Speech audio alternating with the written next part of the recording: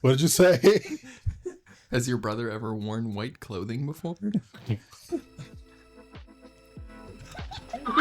Does that make him a white man?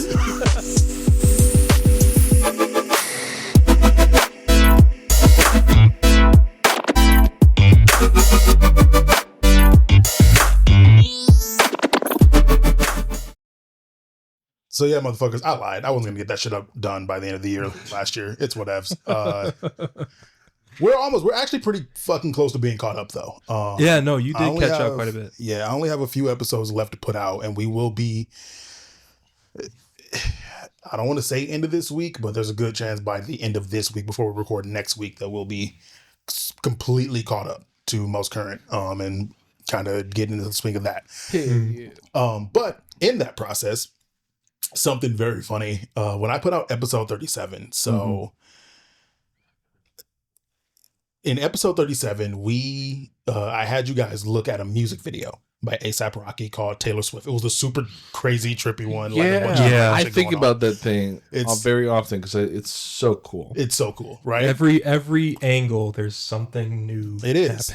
Well, you know who doesn't think it's cool? A$AP Rocky? No. Hey, he's actually pretty cool about it. Oh, okay. You know who doesn't think it's a whole country? You're mom. What? A whole country? I will fucking kill you. Our episode 37 got blocked in Russia. Oh. What? It got blocked by, it's not available in the entire country of Russia. And it took me a sec to I was like, why? And it's it wasn't just the song, it's the video. The video was blocked in Russia. The whole episode. No. Just that particular portion of the music video. Okay. So A$AP Rocky's Taylor Swift music video is blocked in Russia. And I was like, that's random, until I remembered at the end of the video, there's a credit that shows you where the video was shot. And I thought this was both hilarious, petty, and sad all at the same time, because I'm fairly fucking certain that video is banned in Russia because it was all shot in Ukraine. Oh, damn. I mean, I could have guessed it, but that's so stupid as fuck. It's a really dumb reason. But that was just something that kind of made me laugh a little bit. I was like, you can't be serious. Luckily, it didn't affect the upload. It's just your video won't be shown can be shown in Russia, so it's partially blocked, but that's it. That was our biggest audience. Yeah, our Russian audience members are just going to be episode, what was it? 37? 35, 36, 38. What the heck? Our -1 Russian viewer. Oh, man. Actually, I'm kind of curious where our views are coming from right now. Yeah. I assume they're mostly, if not all, American, but a little curious about that. I don't think we have enough numbers to get that kind of data just yet, but it'd be kind of. What if all of our viewers are just from Australia or something? It'd be so random. Got really big in Australia. Yeah. It'd be that guy at the bar. Man, Papua New Guinea is really into this podcast for some reason. Oh, man. You get off the plane and they're like, yeah. Oh, man. But okay. Yeah, this is our first episode of 2025. Yeah. Yeah, we our last episode was shot right before Christmas 2024. And we had a lot of fun over the holiday. I had a pretty chill holiday. I got Greatest Uncle Award. Yay, for spending damn near $500 on my nieces and nephews. Damn. Jesus fucking Christ. I just realized I don't have my hat on. I'll have to put that on in a second. But yeah, I got Greatest Uncle Award and then did abso-fucking-lutely nothing for New Year's. Fair. And I was like, the greatest New Year's I've ever celebrated. I believe in that, honestly. Sometimes it's just too much. Yeah, it's and in fairness, that entire week was literally your birthday, New Year's, and then end of the week was Mike's birthday. Yeah. And I was like, you know what? I got 2 parties to go to. I'm good. I'm good. I don't need anything more. Got to charge that social battery. Right. Right. I feel that. How'd you guys do? How was your holidays? It was pretty good. Yeah. I did a whole lot of nothing. Yeah. And a little bit of something. Nice. In equal measure. Spent time with family. A whole lot of nothing and a little bit of something in equal measures. Yep. Okay. So it evens out. It evens itself out. In appropriate proportions. I'm sorry. Fair enough. Fair enough. And I guess I'm kind of the same, Yeah. Like Mr. New Year's baby. Yeah, it's a blessing and a curse. I feel like I've talked about this before, maybe earlier on in the series or something. But having your birthday in the middle of Christmas and New Year's is, I tell everybody, like the last week of the year, amazing, great, right? Parties, celebrating. I save up my social battery pretty much the whole month of December for the last week of December, and then the rest of the year is just nothing. Yeah. You say the rest of the year like it's not 2 days. But yeah, no, I fucking feel that. But like, I don't know, you get like the people who, are like, here's your Christmas / birthday present, where you're just like, okay, like, thanks, I guess. But like, if my birthday was in like June or July, or like August, you would, like me. Yeah, like, or any other month, honestly, you would have to give me 2 because it's my birthday in the middle of the year and then Christmas, the end of the year. But let me let you in on a secret, bud. You get nothing. You don't get shit at our age. Well, that's the thing though, is I'm understanding and coming to terms with the fact that now I can buy my own shit. So I really don't expect gifts from other people. I was literally just saying the same thing to my manager earlier. We were having a one-on-one and we were just talking about holidays, and I was like, I don't really celebrate my birthday anymore because at this point it's just another day, and I don't expect gifts from anybody because at this point I just buy whatever I want when I want it. Yeah, if there's something I really want, I buy it or I wait. Yeah. Right. And if I'm waiting, it's because I don't want to buy it yet. If I'm waiting, it's because it's so expensive. I wouldn't expect anyone else to buy it anyway. Yeah, that's my problem right now. Because Michaela got super mad at me for not telling her what I wanted for my birthday and Christmas. And I'm like, the only things I want are like $300, $400 things. Right. That I would not expect any one person to just put in a gift wrap box, right, and give to me, right? Something. Like, these are financial decisions that need to be. That's what I want for Christmas. Like, yeah. So I don't know. What I want for Christmas? A new transmission. Okay, great. That's what I want for Christmas. A whole new office desk setup. That's what I've been wanting for years, and I just have to save the money to the side for that specifically. There's always something else that I want in the meantime that I shovel money out for instead. Right. And I'm like, I guess I'll never get that setup. You don't need the new setup, but you want the new setup. Yeah. Having a new setup, especially when you're at a home office now, is kind of nice. Well, that's the thing, because I've had pretty much the same monitors, if anything, for like are old as shit. 5, 6, 7 years. I think since I got my old pre-built computer. Yeah. Before the one that we built. Yeah. In 2020. Was it 2020? Something like that. Around. I don't think it was 2019. I think it was like 2021. Yeah. It was. It had to have been 2020. Do you think it was before? Because 2021. You know what? Yeah, it was probably 2020. Yeah. So around that time, somewhere around that time, like, and I've continued to upgrade my main computer since then, but like I've had the same monitors, same old Asus, like. Yeah, we clowned your ass about it. We know. Oh yeah, yep. Mr. I'm gonna shell out $1,200 to a scalper for a graphics card. I don't even have the monitors to actually use, and I still don't. Yeah, we know. So yeah, I've been wanting a whole new upgrade for a long time now, but. Yeah. So anyway, birthday towards the end of the year, good time. I usually just nowadays enjoy seeing friends and family, playing games, eating good food. That's really all I want now. Yeah, that's basically been my birthday since I turned like 25. It's like, I just want to hang out with people and go have good food. Yeah. And every once in a while, socks and underwear is great. Right. I forgot to eat for most of the holidays. Dang. You okay? Honestly, not really. Well, I was going to say, like, that's like the time that you eat. Like, you not only save your social battery for the holidays, you save your stomach. Usually, yeah. I would be like, oh, shoot, time for my one meal for today. Which, man, I have 3 times now. My mom was like, we're going to have chitlins for this dinner. And I get there and there's not a single chitlin in sight. I'm still mad about Thanksgiving. And in fairness, that wasn't their fault. The Thanksgiving one was, I got there, like they had the buckets ready to go. Their first bucket was like spoiled, like just bad, like from the get. They had literally just bought it that day. It was bad. They take it back, return it, get a couple new buckets. The next buckets, she goes to start picking through them all. Nothing but fat. Ugh. Yeah, just all fat. She literally was like, there's maybe like 2 chitlins in here. For those of you who don't know what chitlins are, they're also referred to as chitterlings. Look them up. They're pretty good. But yeah.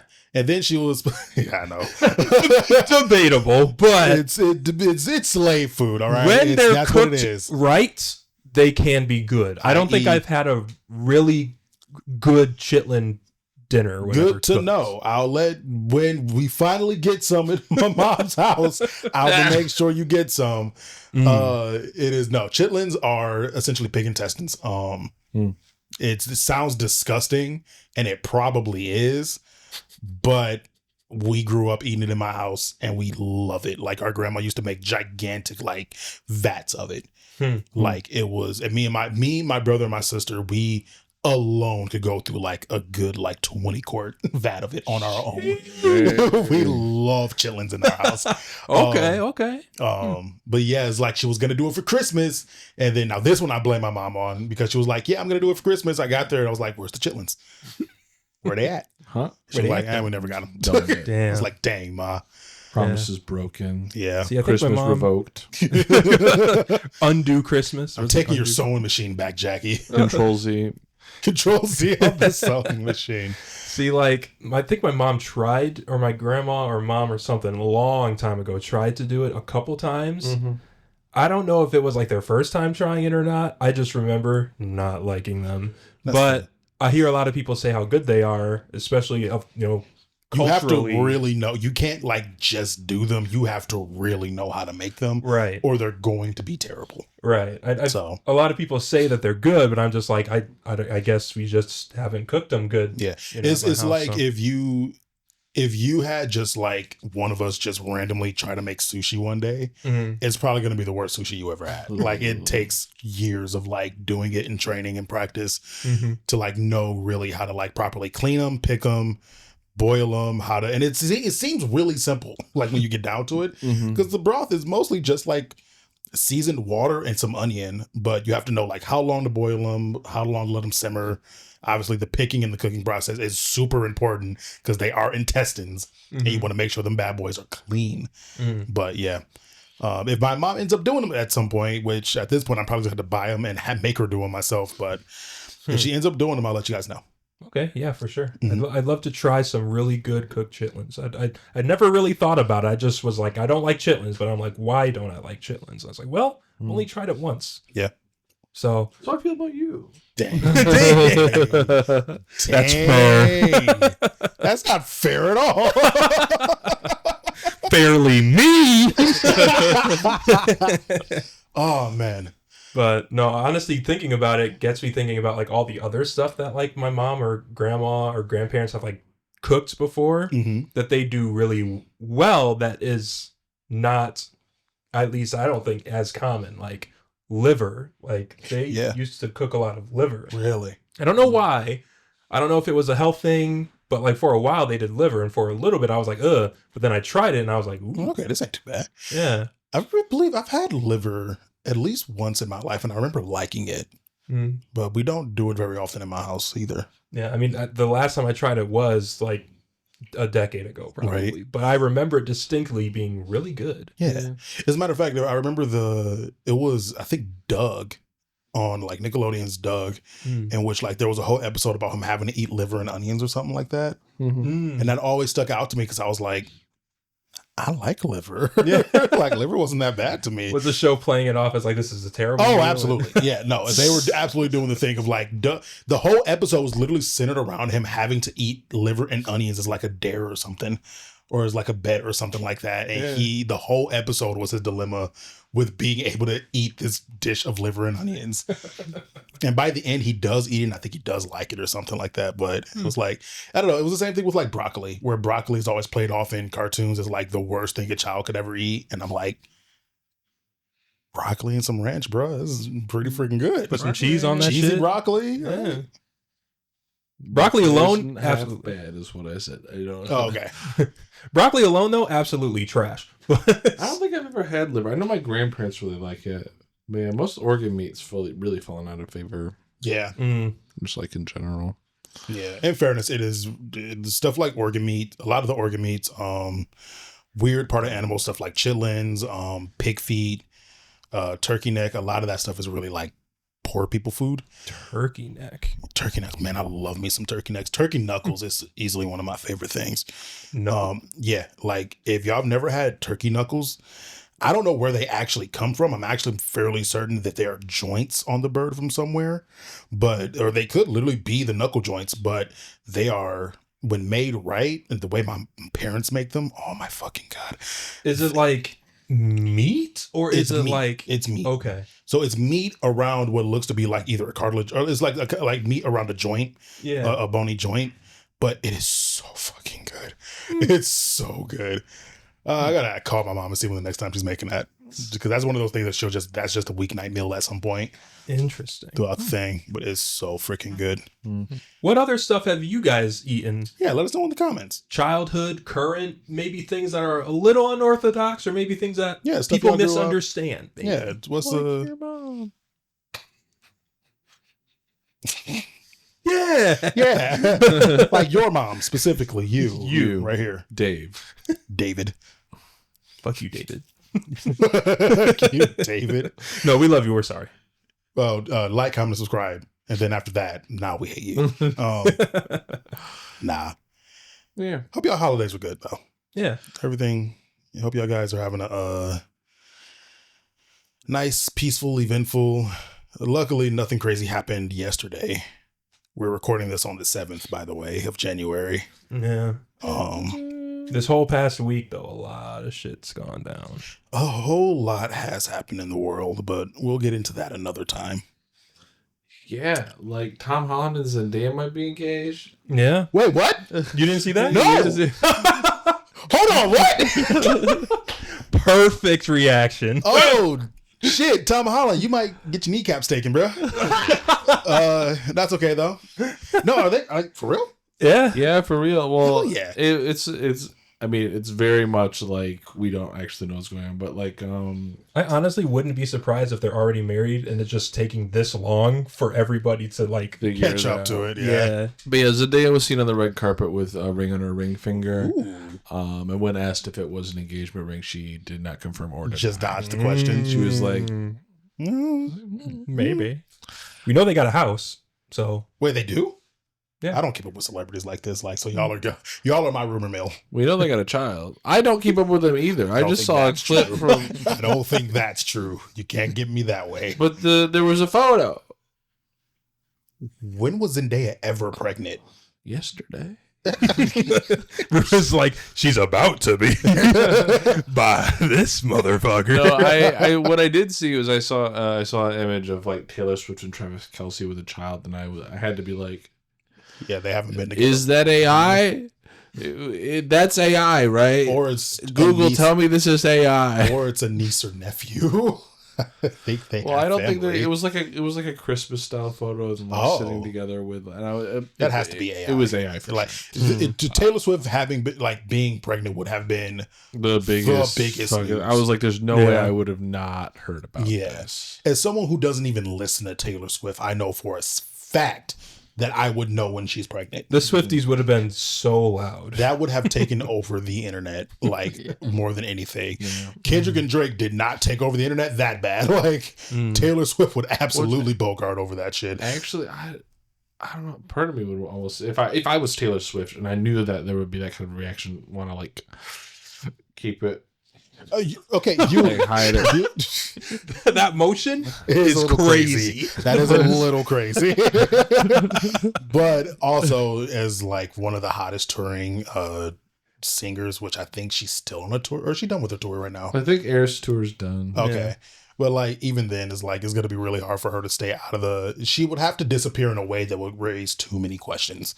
I think people would figure out she was pregnant. People were like, it's been 9 months since we've seen Taylor Swift. How about that? If she also just, was pregnant and went like even a month in public pregnant, Oh, People yeah. would know. People would know. People People be will like- see the people bump. will know. They People would will know. Be like the She can afford a body double. Come on. Probably. I pose this question to other people, Okay. but like We're ready. I love the laugh like it's gonna be something super dramatic. Like so the pentatonic singer made me think about this. Mm-hmm. Which I think when they did a performance on TV for some football event not too long ago. And it looked like one of them was probably the woman was probably pretty pregnant. Mhm. One of the singers? Is she not the sole singer of the female of the group, or is there more? I don't know. I think there might be just woman in pentatonics. So I was gonna say, is like the one person that could be pregnant in that. Okay. But like, how would you feel if you went on in like some sort of like public?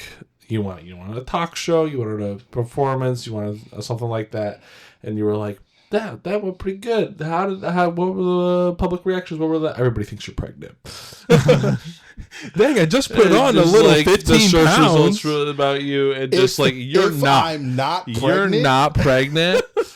But the number one like search the next headline out is I'm on Ozempic. Like, the next headline is me going to some clinic, or I am now an Ozempic person, because I don't know if I'd be able to handle that. I don't know if I'd be able to do if you really are gonna hit me with the, oh my God, when are you due? I'm not pregnant. That's my beer belly. Because it's not like it's not one person mistaking you in the street. It's en masse. The public is just like and not just the public, your fans. Your fans. Right? Yeah. Like, the people that actually like love and adore you and want the best for you are not just being mean. So them saying you're pregnant is because they truly think you look pregnant. And then you're going to get a whole bunch of people and YouTubers and creators talking about theories of like who the dad could be. It'll happen in like 2 days. Like it'll be over. Absolutely. Absolutely. Like you're just going to log in one day and everyone's talking about how this phantom child that you're having that you're definitely not having. Like which one of the other members like went like, right. Whoa. She could be married though. I don't know. I don't know. I do not know any of the members of Pentatonic, so there's a good likelihood she probably is, but hey, who knows? But yeah, no, there'll still be those theories though, regardless. I'd be having a real bad day. Or maybe I just laugh it off and go, you know what? I have put on some weight. Who cares? I'm not pregnant, but it is what it is. just a little bump. Just a little bump. Speaking of a little bump. Did you see My boner. What? the Nvidia 50 series? The one that's like series. $500 and supposed to be comparable to the 4090. Yeah, the 5070 is supposed to be comparable to the 4090. But it's taking out like a VRAM thing or something like that. It's My coworkers like- were talking about it earlier today. I It's didn't like get a chance to AI deep dive. upscaling and all that stuff. I have seen it. So I don't know. It's if it does it well enough. Yeah. Like what does that mean though? Is it AI upscaling like everything? like DLSS? Okay. Like, Explain it. What does that mean? It's like interpolation. Okay. And they're kind of starting to use it instead of anti-aliasing. Oh. So So for everything? So it's sort of like, from what I understand, it's like in between frames and also like upscaling from a lower resolution to a higher resolution. So they're tweening for you. So they're doing AI tweening and Is doing the thing, those YouTube videos of like old movies or old cartoons that's been upscaled to like 4K 60. But it's like not super noticeable. But it actually because- looks good. Yeah. See, I'm curious to see all the different tests that they've run that on. You know, like and what they plan on or what they suggest it be used for. I was gonna say, do you know of any use cases that they planned it out for? What the Like who's the target audience that they're marketing this towards? Or Like, what are they benchmarking is it this with? for probably gamers? is it for gamers Pretty or much. just a budget? Is it meant to be a replacement to a 4090? I guess is my question. Like, is it meant to be the next iteration, or is it budget? an It's offshoot for basically budget? Like you want a 4090 49er? You a I 49er? want me a 49er. You want to, if you want, That there Chevy got a 49er. If you want a 4090, if you but want, you don't want to pay it's like for you want a it. gaming PC, Mm-hmm. you get a Oh. 5070. Unprofessional. You basically have the power of a 4090. With 4090 in it. So like 4090. 4090 is now like the base. The weird part is that the whole Graphics thing of card. AI upscaling, though, is that it's using processing power to do its whole deal, right? Yeah, but it's using less processing power than doing all of the ray tracing brute force. I mean, Because of technology? part of me, it feels like that. Like, it feels like a because technology is the It's like- answer. It's like I only have to do the ray tracing every 3 frames True. instead of every frame. But is the Because AI it's guessing. But then the AI, yeah, I guess And then the AI has that's- something to start off with and But just it's also filling like in the if blanks. you're running at 120 frames, how different is frame 1 from frame 2 Right. in a single second? not very different? I mean, that's how Meta gets away with running VR stuff, True. because they only render every other frame, and then they do motion smoothing for the thing. So it's my understanding that when you look at a frame rate on a Meta headset, that it's basically that you can just kind of double it. Yeah. Yeah. That's what the experience is like. And it's sort of out of like we're reaching the physical limitations of the chips. So Yeah. they're trying to use software to fix, increase resolution. I fill see. in the gaps. Hmm. Okay, fair enough. Advance or further. I will need to look more into it. I just learned about it today. Like I said, my coworkers were talking about it earlier, and then you bringing it up here is all I've heard about it so far. I went about it right now. I don't think they've listed the VRAM on any of them. I want to say that's what my coworkers were saying, is that it doesn't have VRAM or something like that. I don't know. Don't ask me. Don't ask me. I just know my 3070 makes my stuff look good. I mean, and that's pretty much as far as I know about graphics cards. I mean, the main thing that's hooked me in this entire conversation was at the very beginning when you said it was $500. Mm-hmm. Yeah. Yeah, it's like $549, Well, $550 or something like that. Once the scalpers get hold. Yeah. That's He when said- I'll He buy said it. they were making a lot of them, so I'm hoping they can just like Well, also dump if it's supply on the scalpers. well, the thing is, and this was actually a problem I think they solved with the 4K series. It's the fact that this is only going to be graphical, and you're taking out all the processing power, at least on the physical front. It makes it useless to a scalp. It makes it useless for what scalpers sell it for, which was the reason 3090s and 3080s were so fucking hard to get, was because of crypto mining. I was gonna say it was Well, you Bitcoin. can't even. I don't think you can even use the 40 series. I'm not sure when they started doing it, but I think they're Yeah, it was the 4K series. the 40. You can't mine Bitcoin with the 40 series. Not efficiently or not Yeah, effectively. because they changed. And that's what I'm saying, right? Is that It's like there was this hashing. something like that. The shortage we saw in the 3080 and 3090, at least I did not see with the 4K. 4Ks are available almost every time I look for one. So they build like graphics chip specifically for Bitcoin mining called ASICs, Yeah. which are efficient, but it's like the same chip. They just manufacture them for different industries. Why do you seem confused?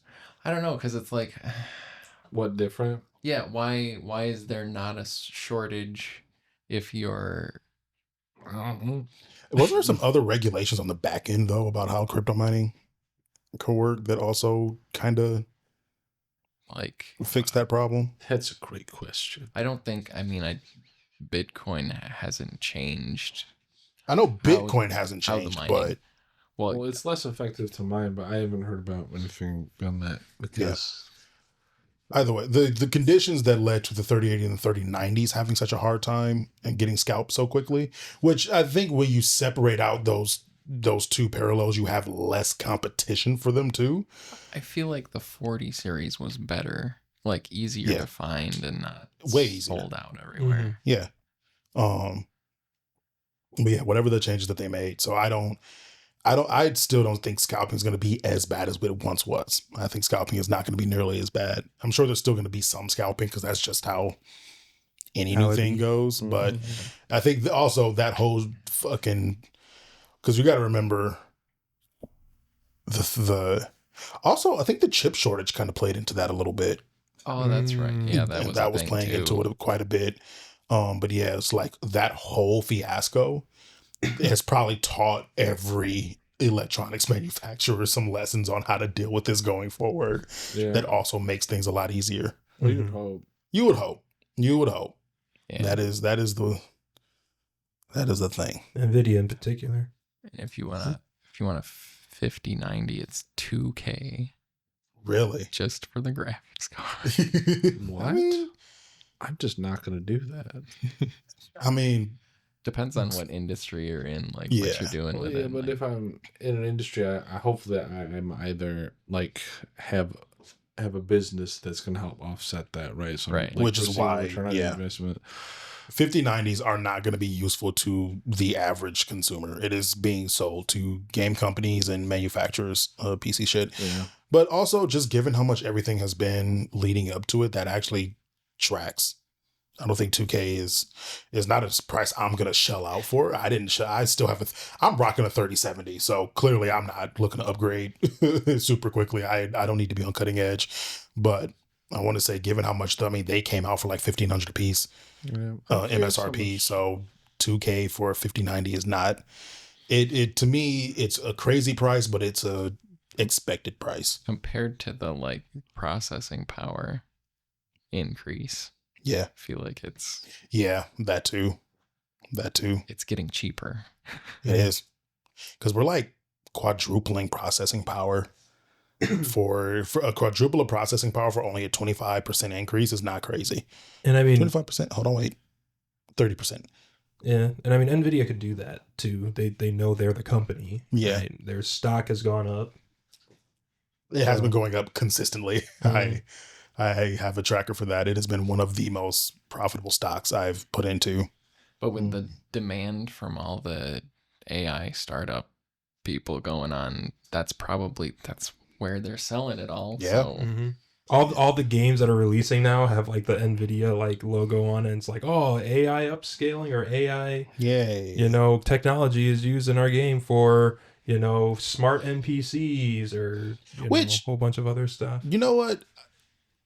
I don't think that's the worst application. Like It's not. as applications of AI go, that's not the worst one. I think No, that's it's not. actually a pretty good one. I wasn't saying that to say like that's bad. I just like Okay, it's so Nvidia's just being used. It felt like we all took a very somber tone when we started talking about it. And it might have been just me. Oh yeah, no, I mean that it's interesting. Like I'm interested to see how that technology is going to be used in games that release soon, and it's been again interesting just to see, Nvidia being used in that way. Yeah. And what technology they're just developing. Honestly, it's intriguing. If anything, I wouldn't say it's necessarily the greatest. I wouldn't say it's the worst. I just don't know as much about it myself yet. So I don't know. I guess we'll see what happens. But I have a very shallow breadth of like knowledge about it too. Mm-hmm. But yeah, it'll be interesting to see where it goes. I'm interested in hearing more about this thing because a 5K coming out for 550 is going to be. I'm going to want to see a lot about it to believe that price point is actually true. Like what's the catch? Like, what is the catch here? and it's from what I understand, it's basically a 40 series chip. It's just there's two of them welded together. Really? Yeah. Interesting. Which even still, like, why is it 500? Yeah. Like, I don't know. That is, because I don't know how much 4Ks are now.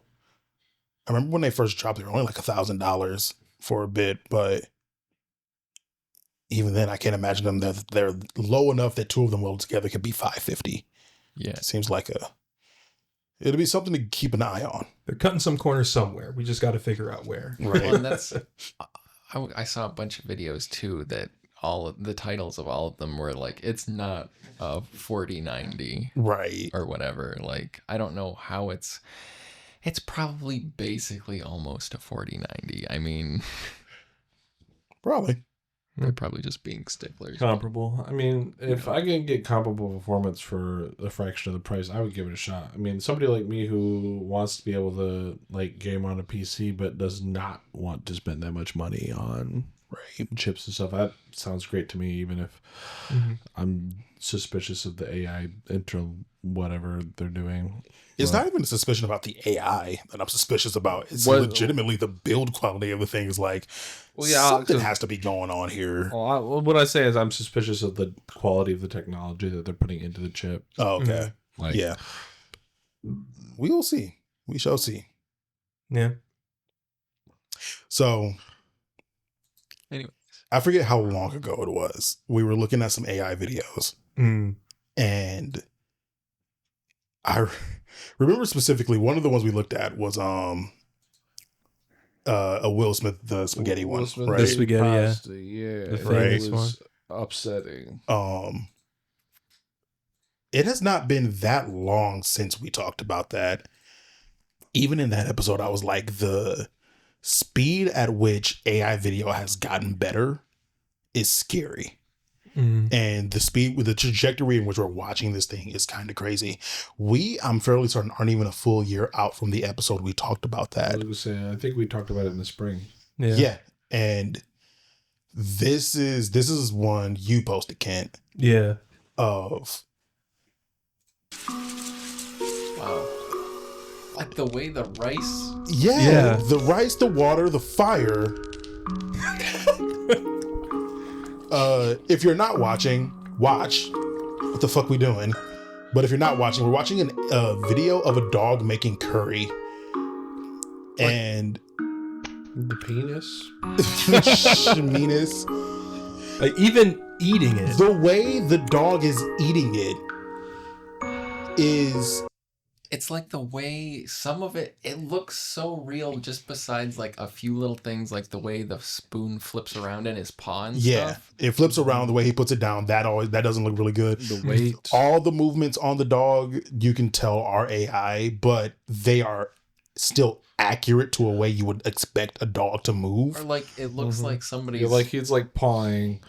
The way that like it looks like he's floating and then he like settles down at his weight at the very end. Yeah. It looks like somebody's got like strings on the utensils or something. Like, Right. Yeah. Like him pawing at this rice looks. If you just showed me that Well, yes. Like I will say, like for the first 10 to 15 seconds, I was like, "Oh wow, this dog knows what he's doing." Yeah. And For then that, I was like, that's really funny. For this, I was like, oh, we're watching AI. yeah. But This though, I was like, wait. But then I was like, wait. I was like, because the way the dog paws and then moves it up. yeah. I think it was the paw on the fire that I was like, "Oh, the paw on the yeah. fire was really. I was like, that's clearly AI now, but like this is kind of insane. And to really drive this point home, it's funny because you posted that, and then a couple days later, I was going through Twitter, and to really hammer this point home, They redid it. they redid the famous Will Smith eating spaghetti AI generated video. Even that one on the right. Oh, that one on the right is the new one. That's Yeah. the new one. Like, But that's just Will Smith eating spaghetti. that's just Will Smith eating spaghetti. That's just Will Smith eating. Like, Well, okay, so Will Smith did the yeah, the well, meme. we know he did the meme. We're talking. This is still clearly AI. Like you can look at the movements. You can look at There's some parts of his face that kind of his- deconstruct as he his like. head like kind of morphs a little bit while he's eating. Look at the fork. The fork flips, like its contours kind of flip in his hand and kind of stuff. So you can tell it's AI. But At a glance. at a glance, this Without is spending some time insane. with it, you're like, huh? Yeah. Like that's a cool video. if I was scrolling through TikTok and I was just doom scrolling, yeah. I would go, why is Will Smith just putting himself eating pasta, whatever, and keep scrolling and never think about the idea that was AI. Right. It's really like we can still see the imperfections and everything. Right. But it's really just a side by side comparison and seeing all of these other videos of AI that people are posting. Like you Yeah. said, it is getting really hard to like know immediately Yeah. whether or not what I'm looking at is real. It takes I can tell. I can actually. I just remembered exactly what we were talking about. It was when Sora dropped. Oh yeah, Using Sora. Yeah. Fusion. It was. We were watching the video of the lady walking through like a cityscape, Tokyo, whatever that fuck that was. And that was like Sora had just dropped, and we were talking about that, and then we brought up the spaghetti thing. Even then, though, even when that video dropped, when they were showing it off, Yeah. that wasn't. How long ago was that? That was maybe like That 3, was 4 months, 5 maybe. I think a little more than Pushing that. it? I think this was back because it was definitely before I want to say it's like June, July or so. Yeah, okay, like half a year. Like even in those videos that they were showing Actually, off, no, that they were, I think it was still spring. I think it was still pretty close to spring. yeah, like they were showing it off and being, like, oh, look what this can do. Yeah. You could still see way more imperfections and problems with that than In you that see video, in some of these videos here. In that video, I pointed out how the lady that was walking, you could see her legs just kind of rotate around themselves as she was walking. But And then a lot of like background characters were like just disappearing. Like object permanence was like not a thing. It was just becoming a thing. Yeah. And we were just starting to get like the ability to have the camera pan away from something and pan back, and it still hold on to the idea that thing existed there. Yeah. And then like that video with the dog, the part where I was super impressed was like just eating the food. Like in a lot of videos that we've seen, it's like the spoon just stays there with the food there, and it just almost looks like they just cannot eat it. Yeah. Right. But that's not the case here. And in that Will Smith video, the new one, it's showing him actually eating it. He's actually eating.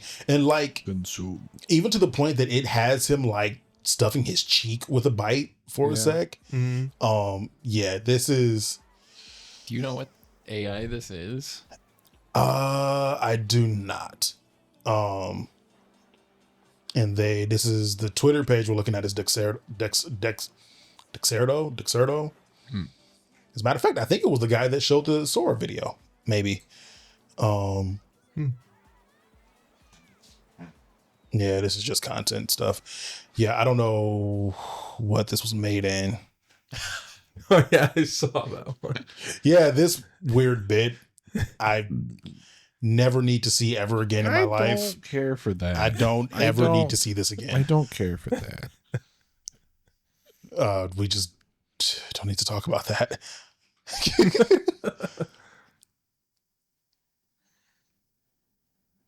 Why does everybody care? Oh, there's more. The hell? Why does everybody care so much about me eating pasta? 'Cause memes, motherfucker. What is that? I think Tomatoes. tomatoes. Oh. What's going on? I'm sorry, what? It's an AI song about spaghetti. But I mean, this is like a music video probably made like by one person. Yeah. It completely just AI. And a year from now, what can you do with it? It's just gonna be a music video. Yeah. You're not gonna know the difference. Yeah. That is scary. I don't What is know. it? Like, what if you could make your own feature-length film? Would that be? Would that be cool? Yes, except you kind of have to balance that with who's in this film. Well, yeah, and again, that's being like a big thing right now in the film industry is like people are starting to notice, like, producers and artists like using AI in certain clips and set pieces sometimes for certain things. I guess this is specifically for a lot more stylistic shows and movies than it is for realistic ones. But I can definitely see within, the next, 6, 7, 8 months here, people starting to try to utilize AI to do, some more realistic stuff. I mean, morally questionable things. Very morally questionable. I feel like royalty contracts are going to become incredibly important for a lot more people than they've been important for a long time. Yeah.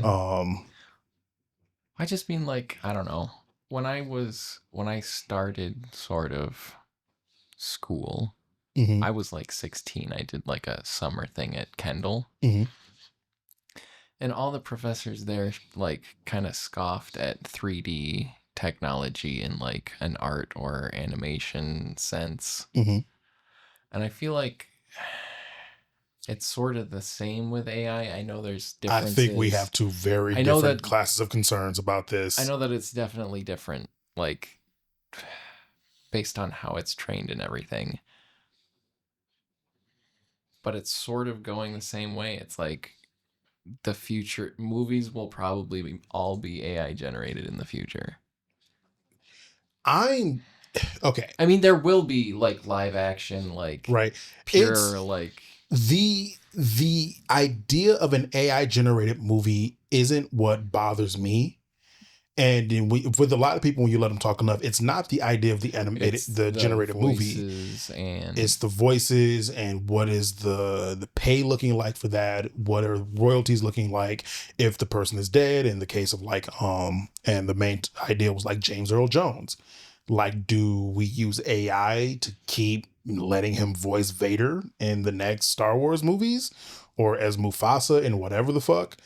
And if so, do you gotta pay a dead guy, or do you just The get away with estate, it, or does the the estate family? get it?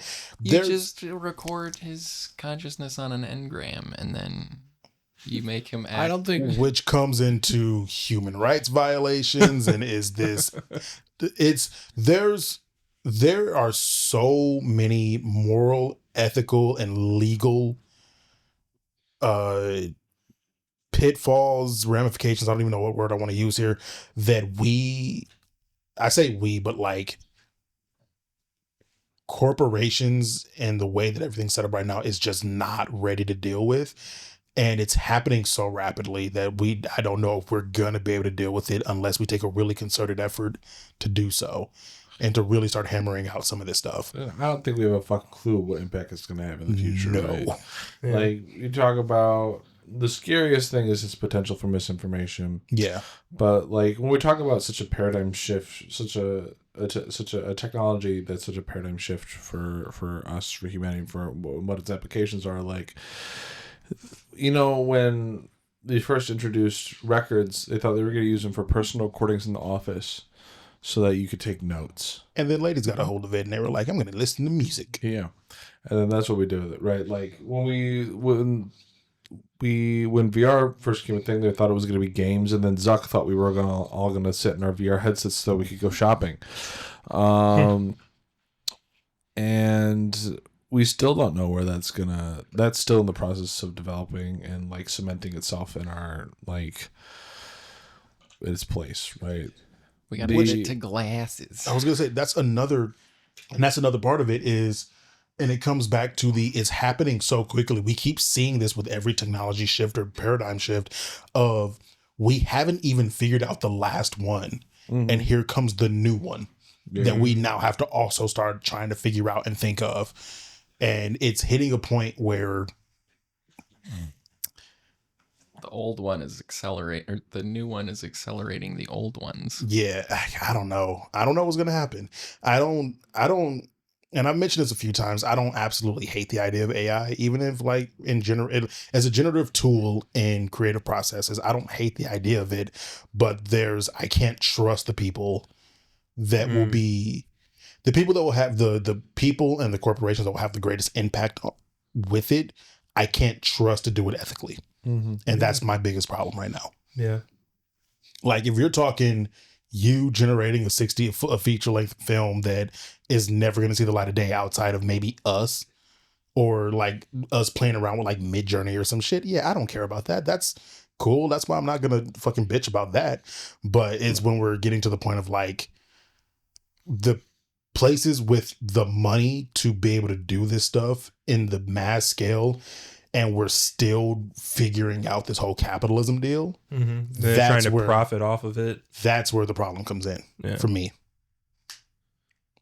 Capitalism. All comes back to capitalism. I thought it really was does. corporatism. One and the same. They go hand in hand. I don't really know. I don't see the distinguishing factor. I think corporatism exists within the system of capitalism, but Yeah.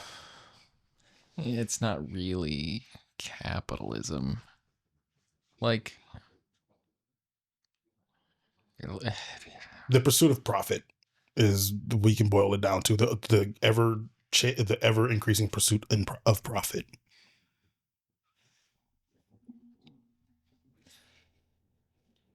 Yeah, but it's more like corporatism is more like monopolistic, Which is yet another facet of capitalism and the ever increasing pursuit of profit. Like, what reason would you have to monopolize a industry, and why do we consider it very dangerous to monopolize an industry? So then you get all the money. You get all the money, and when you're the only one controlling that service or that product, You get to set the price. You don't- you Power. get to set the price and you hold the power over everybody. It just keeps tying itself back in.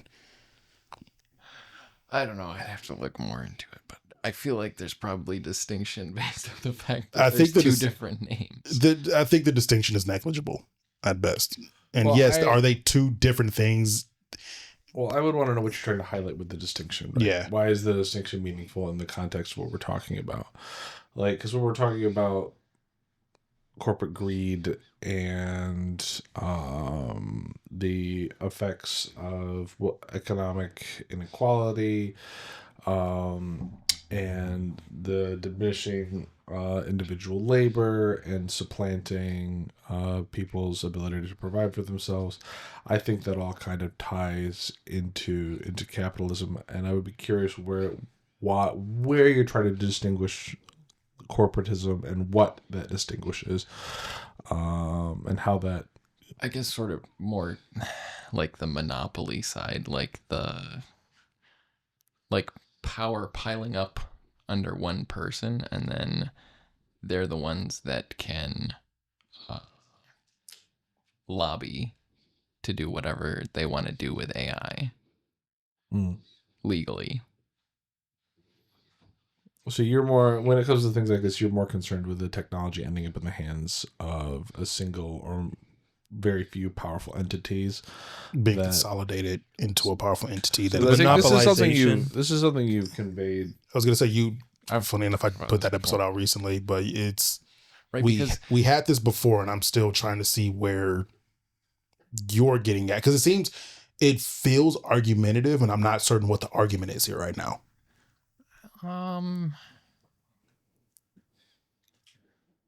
How do you put it then? It's like the most powerful people are going to pour research into their own AI. They're going to keep the best of it for themselves. The most powerful AI they're going to keep for themselves. Mm-hmm. So the people outside of these power structures, like the little plebs out here doing open source work, Mm-hmm. might be able to match that. From what we know, open source is kind of matching like corporate Proprietary AIs. corporate. Proprietary, yeah. I just feel like that's kind of important not to let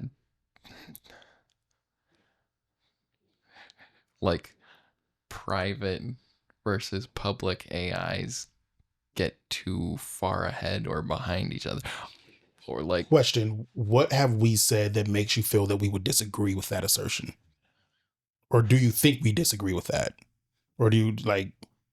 I think we were just talking about concerns about how AI is going to be used in the future, right? Yeah. Mhm. So that's sort of a concern I have about. You're Okay. Okay. All right. Because it sounds to me like you're excited about AI's capacity to creatively empower the individual. Yeah, which I am for Mhm. that too. Yeah. Mhm. But also nervous about how corporate greed is going to interact with that possibility. Is that? Yeah. Yeah. Seems like we're all kind of on the Yeah. same page, but just terminology is just kind of a little bit weird between Yeah. things. Okay. So, Because like that's more or less what I thought I'd been saying. mm. Is that's essentially the point I've been making. It is I find it an interesting tool. I think there's a lot of powerful uses that AI can really do, public or private, doesn't really matter. But I think we do still have to be careful in how much power we can let that. I think this is I'm gonna make it murky again by accident. But I just personally feel like, and I know I'm saying that I think we need to be doing something, and it's not like I necessarily trust the system that we have in place now, but the sentiment being that if we're not careful, things are going to get out of hand very quickly, regardless of what sector we're talking about. And so I guess to kind of tie this in, that's sort of like, because I agree with that, but that's also the rhetoric that's going to get used against the open source. Like, oh, look at all these people out here doing this crazy stuff with AI. We really Wild need West out regulations there, on I this, guess. these people. And I think what you end up getting at is that we're essentially fighting a war on two fronts, right? That's not incorrect, in which that is a reason to regulate this technology. That is absolutely true. Does that negate the idea of what the elites are going to be doing with it and the billion-dollar company is going to do with it? No, like that, of course, that is also another front to be fought on. yeah, Is not letting them have a different set of rules. it's like, yeah, dude, well, have you seen the tax system? No, trust me. That's what I'm saying, right? I'm speaking idealistic, like just out of ideals. Ideally, we would I don't know regulate how to, everyone. like, this system is broken beyond fucking belief anyway. But that in and of itself is, no matter how broken the system is, my ideal still says that we should still be protecting artists who are having their art stolen by AI, by going completely, by having their art entered into a database against their consent or their knowledge. They should still be protected. Actors and voices who are passed and gone, that can be its own conversation of like whether a dead person really is going to care that fucking much of like, is James Earl Jones really going to care whether his voice is being used? The dude's dead. Rest in peace. But then we get into the whole estate thing, and like the people like in his family can have a say over that, as well as if the use of his voice is going to generate billions of dollars for Disney. Should they be able to solely keep that profit, or should that profit be going to his descendants, his friends, his family, his estate, whatever, right? Mm-hmm. Like I think both of those things can be true at the same time. I think like there's, yeah, I guess it's sort of like music rights pass to, I guess, whoever you will them to, but usually or the estate is usually like the default. But there's no what would that even be called? Your AI voice clone, right? Rights. That doesn't exist yet. Right. Yeah, it's and so this conversation is the microcosm of the larger problem at hand with AI. Is we just don't know what to do with it. We don't know, I guess not what to do with it, but we don't know how to handle and contain it. Like, we just don't know. And our fucking, at least our government is a bunch of old fucking dinosaurs in mass that doesn't even understand that this shit's happening right now, let alone even beginning to start having the talks on what to really do about it. And then that is to have them go against their own corporate profit interests. Do you guys hear about the U.S. senator who was missing? Yeah. Because they were in the dementia unit of a nursing home. Yeah. Huh? Yeah. No. Just wasn't showing up to any of the Senate meetings or anything. Oh, Jesus. I think they were missing for like 2 months or something. Yeah.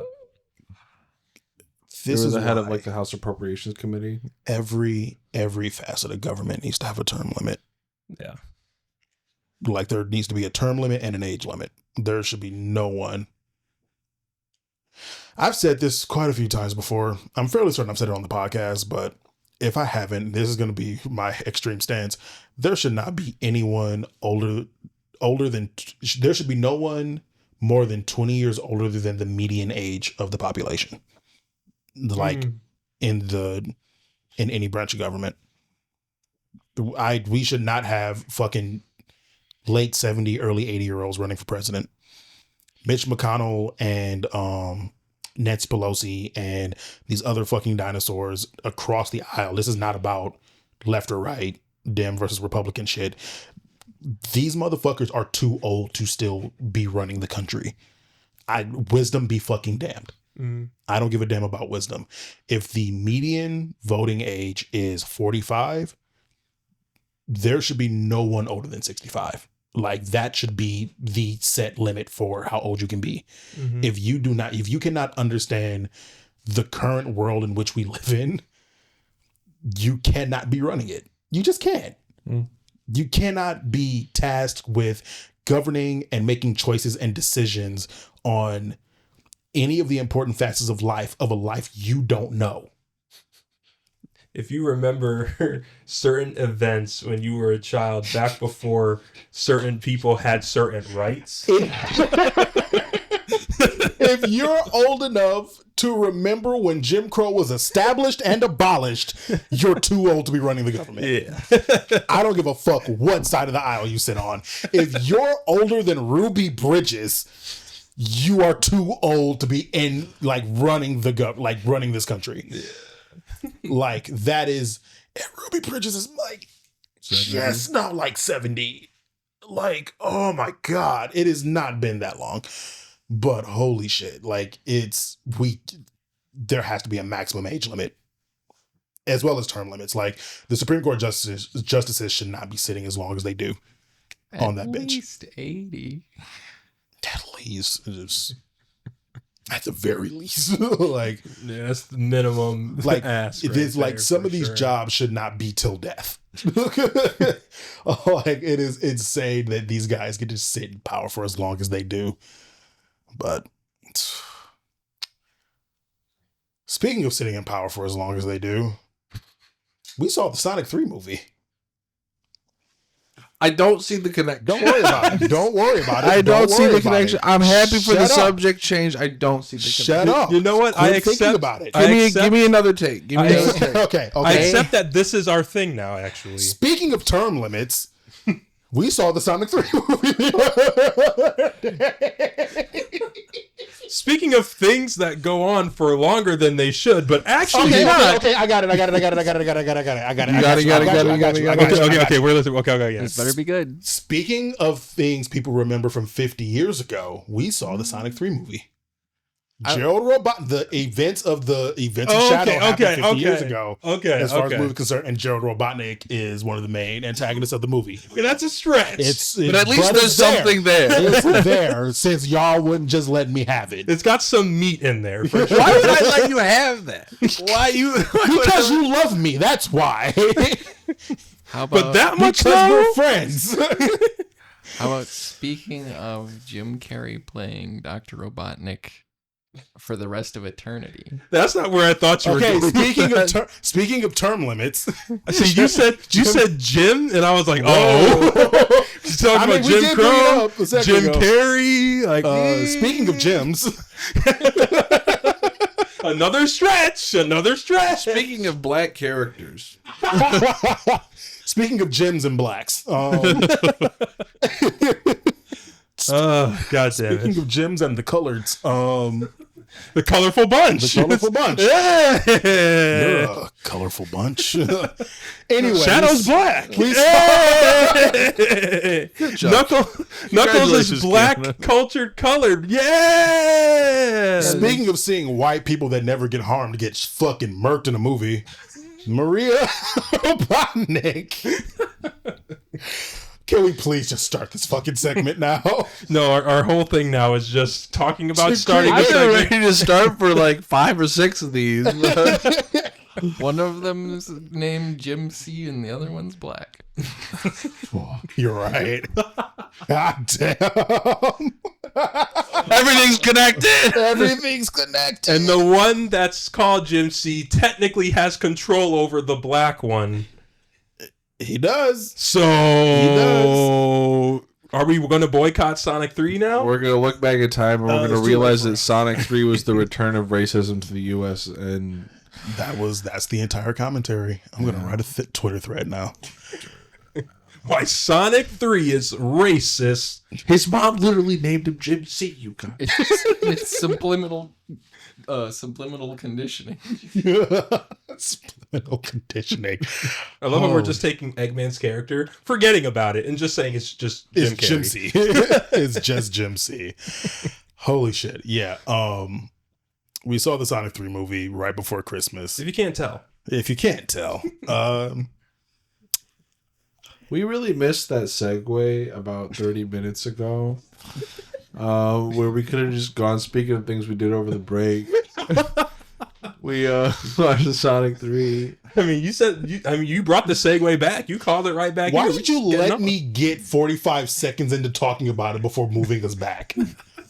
Because you wanted to segue it back. Like, you were the one you just said you were ready to move past it. He wasn't. Why are we going back? He wasn't. That's fair. He wasn't ready. He wasn't ready. I realized as soon as I said it, I was like, oh. Speaking of things I wasn't ready for, Gerald Robotnik and Ivor Robotnik doing a fucking whole dance number Oh, yeah. in skin tight spandex suits or whatever the fuck those suits are made out of. Disco lights and laser lights. It was so dumb, but so great. Like that movie. That's Movie is god awful, but I loved it. I was just about to say that is the most weirdest thing about the whole series. Honestly, the whole series is that it is weird as fuck and should be terrible, but it's so fun. It is, and it makes you feel like you can't hate it. Yeah, because it's so fun. Yeah, I should have hated it, but I really did. It's so hard to hate it. And if you try to hate it openly, you will get hated on because it's just everybody knows it's not that serious. Yeah.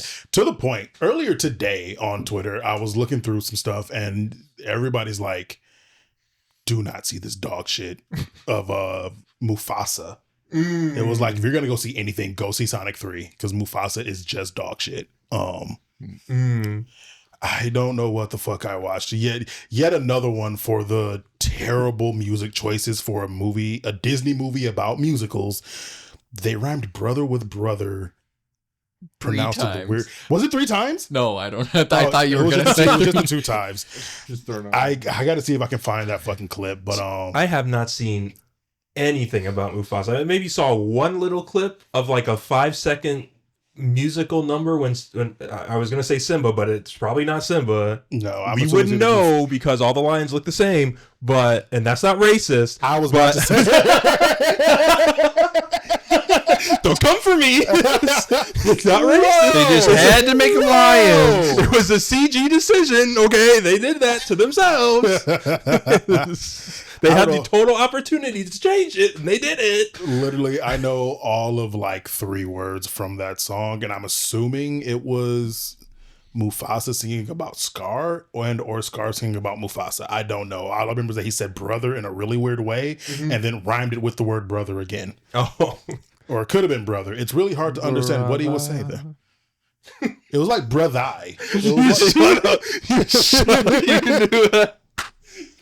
Oh no. Do you know how much my thread is just full of mods of GTA 5 and that scene? And so many characters coming in and just being like that yee ass haircut. Nigga. But it's like Tails from the Sonic movie. I love the Tails one. Sega. You thought I was going to say something bad? Have a nice little fight. I saw that the other day and I was like, bruh. Oh my fucking goodness. I saw Hatsune Miku one. I haven't seen that one. And she does the Vocaloid thing with it. And I was like, that sounds good as hell. But like, Hatsune Miku singing that? Oh man. On my feed, it's just Japanese VTubers just repeating it. I saw that too. Verbatim. And then comments are like, do they even know what they're saying? Do It's they like, know? no, because nigga is another like word in their language that means something entirely different. So No, they're just nigga like, is a word in Chinese and or Korean, It's not Korean. Japanese. Korean for it's- sure. I mean, okay, that there's was probably- racist of There's me. probably I apologize. There's probably a word that sounds like nigga in Japanese, but I think they know. I just don't think they fully They don't have- grasp the they're not in- impact they don't- of that word. there's And no most of way. us think it's funny enough that none of us care. Like, it's funny. It's kind of funny seeing it. Yeah. In the Oh. video, some of them were hitting that note though. I was like, damn. That sounds pretty good though. They hit that shit. There was that one VTuber, the one that started it all. It's like, nigga. Like, does she know? She doesn't know. Whatever, we'll deal with it. Yeah, Sonic 3 though. It was fun. It was a lot of fun. A lot of. I remember we walked out of the theater. You had a lot Like, of I had- feelings. Say it again. You had a lot of feelings. I did have Yeah. a lot of feelings. Yeah.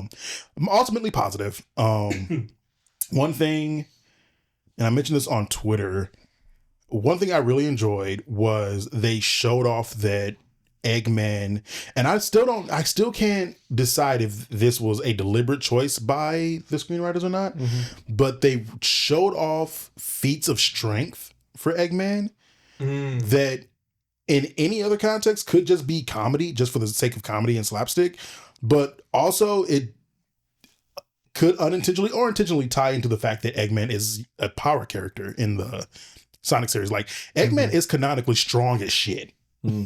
Like, he is a powerful guy. So, like, seeing that was like, that's a good little nod. Just the whole lifting of the I love other the fact egg. that Yeah. they nodded to the fact that women shouldn't be in the military. Yep. Yeah. That is one thing I'm gonna knock against the movie. They didn't let us see Maria Robotnik get shot. Yeah. Spoilers. Sorry, that's right. Fuck it. I mean, it was I'll put a spoiler tag a little earlier in here. But yeah, Either they don't know who you're talking about, or they already played Sonic 2 Adventure. So, but even if they played but that though, it's different enough that if they played that, this is different enough that is a spoiler. because everybody and their mother was like, we are gonna see a child get We're gonna shot. see a child get fucking murked, But bro. the movie specifically and deliberately said, no, don't shoot her. Shoot the tank behind her, That explodes. and that's how she dies. Right. And I think you're a bunch of fucking cowards. Just shoot the child. Just shoot the damn child.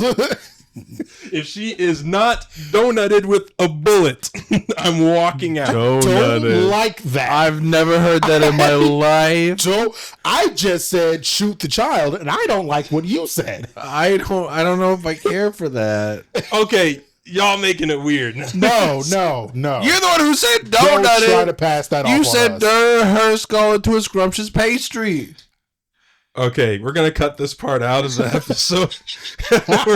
we're gonna rewind it. We're Wow, gonna rewind you're it. making a lot of bold assumptions, huh? Unless you're going to be the one Yeah. editing this episode, I don't know if that's going to go. If he doesn't edit this out, I apologize for the way that I just talked. This is the weirdest thing I've ever heard. I will see that girl getting donutted. Oh my god.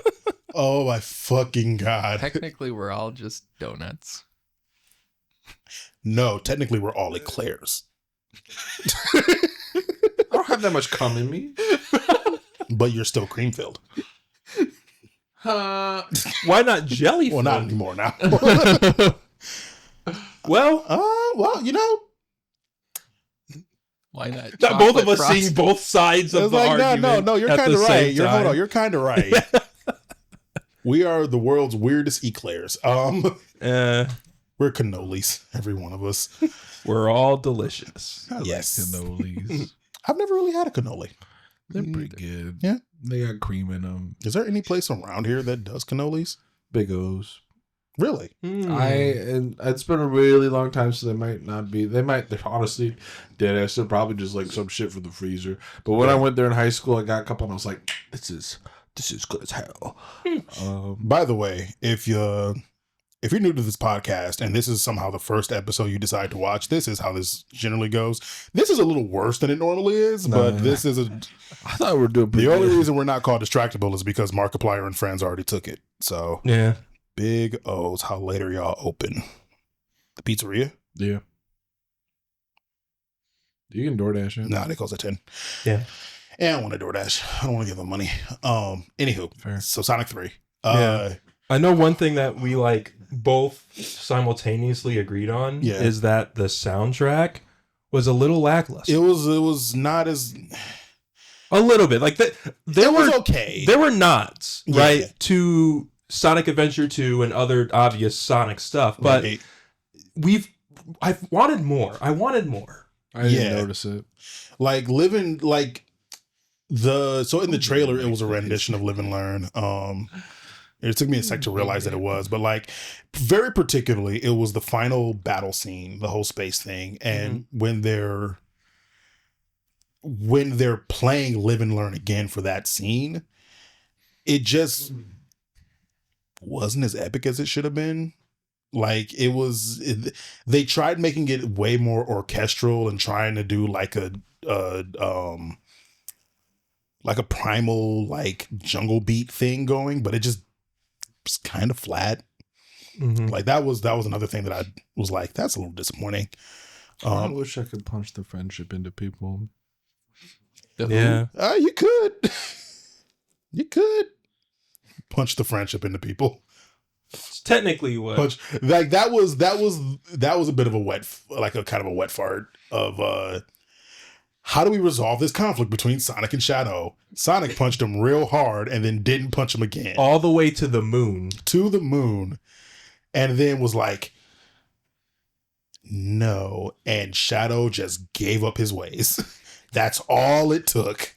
There were so many points at which Shadow could have shown like doubt. Right. Or like any hesitancy or like any different way of thinking or just anything. And he just did it until Sonic hit him really hard. Yeah. Like quite literally, Sonic punched friendship into Shadow. And funny, on the flip side of that,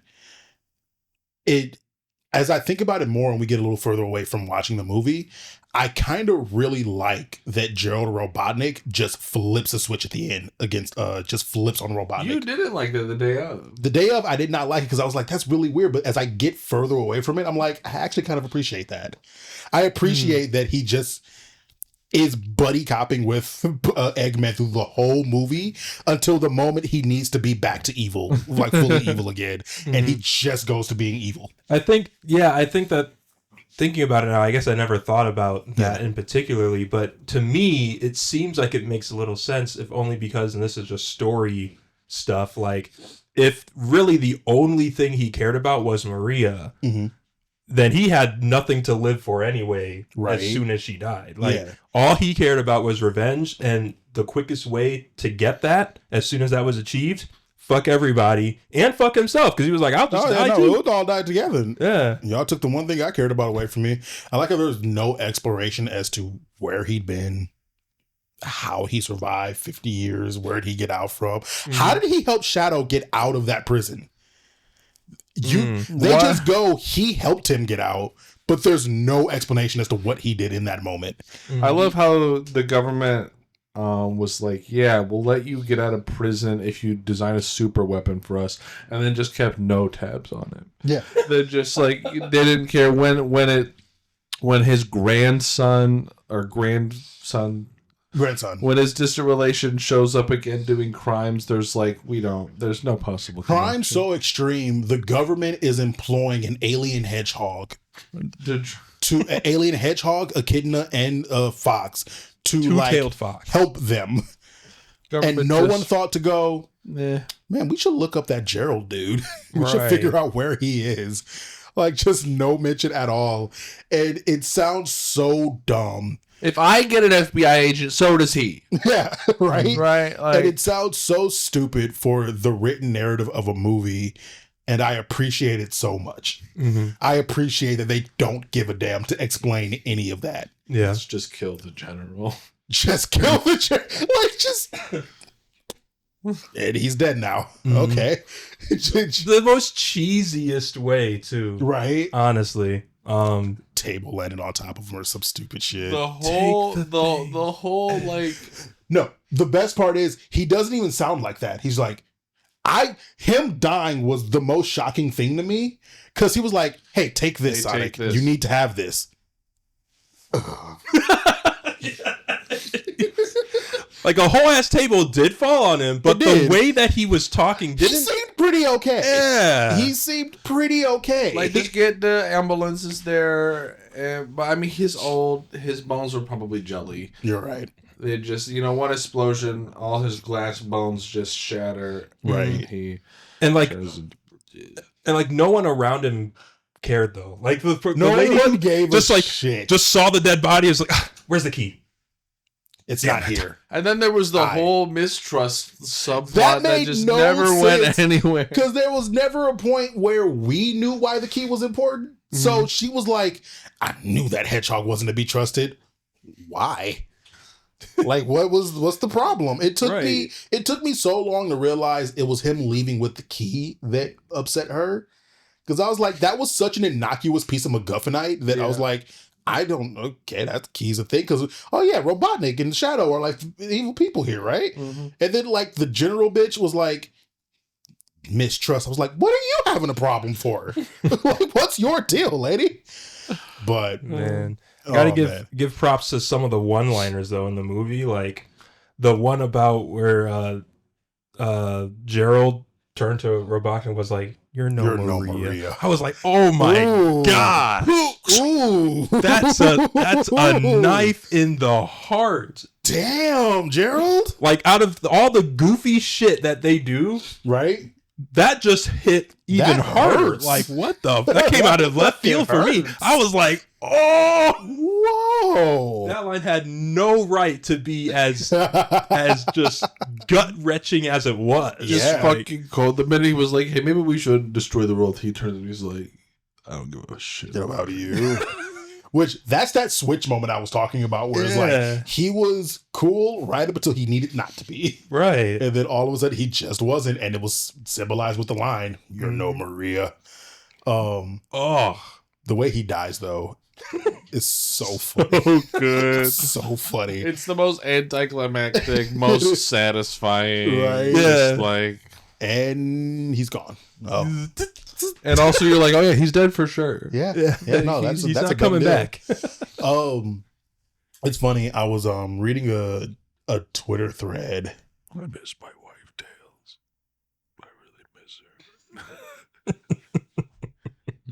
Nah, you have to say it louder now. I said okay. I've been seeing clips. It's a multi-layered meme of the fan dub. And there's a particular line in there that's my favorite where Robotnik pulls up and he's like, I miss my wife, Tails. I really miss her. Okay. Sorry, it's just my brain being ADHD. I was like, absolutely. That's why he didn't just say what I think he said. I just No, he definitely said what I think he said. Here, We're gonna find that later. Okay. But yeah. Watching Jim Carrey just like have fun. the little monologue thing where it basically ends with "Go." It's like we're one person playing two characters in a movie. I was like, okay, that's good. I like that. Again, with the weird thing of like in any other movie, that would have been the dumbest shit. It wouldn't have worked. It wouldn't Right. have. But for some reason, because it's Sonic and because it's this medium, Yeah. It's a movie that for 3 iterations has not, well, I guess technically 2 going into this movie, has not taken itself serious enough for it to be like, for that to be bothersome. It's like it set itself up pretty good to be this super unserious movie. But the Twitter thread I was reading, it was, I'm trying to remember how it started. I think Jim Carrey has confirmed that he's cool to come back, as he will keep playing Robotnik as long as they want him to. I'm glad he's sticking with that because he said that like after the second movie, and we were all like, "Are you sure?" Like, I don't know, but I'm glad that he's saying it again because he truly probably means it for sure this time. And then that brought in people going like, "Well, how are they like he died?" And I was like, if you didn't see him take his if you didn't see him take his last breath, he didn't die. Yeah. If you do not see the character physically die, either seeing him be like incinerated like Gerald was, see him literally take his last breath and go, someone goes, he's dead now, like See the them general get was. blown up by a tank. See him get blown up by, like, if you see a tank get blown up and the implication that he was in that explosion, he's not dead yet. Yeah, and I keep coming back to this. In any other, maybe not any other, but in most other movie series, like that returning big bad, Right, would be annoying. But for Sonic, it works because he is the returning villain every time, and he just doesn't die. And in the games, he has survived some insane shit with no explanation, and you just gotta accept it. It's canon that he doesn't die. Like, there's many an explosion that Eggman has survived so many times. There's a moment in Sonic Generations. Eggman survives being ripped out of space and time and put into a null space. Oh yeah. And he somehow gets back, and you just don't know how. He's just back. You don't really question it. The characters don't know. maybe question it for a couple seconds, but they're like, it's Eggman. Yeah, it's Eggman. He's just Eggman. He's an eldritch horror. He's an old god. There's the multi-egg theory. Multi-egg theory. Yeah. Oh man. But like, yeah, it also, but like, even with the movies, it's the fact that we know Shadow's back and we know Shadow has this whole, it's funny.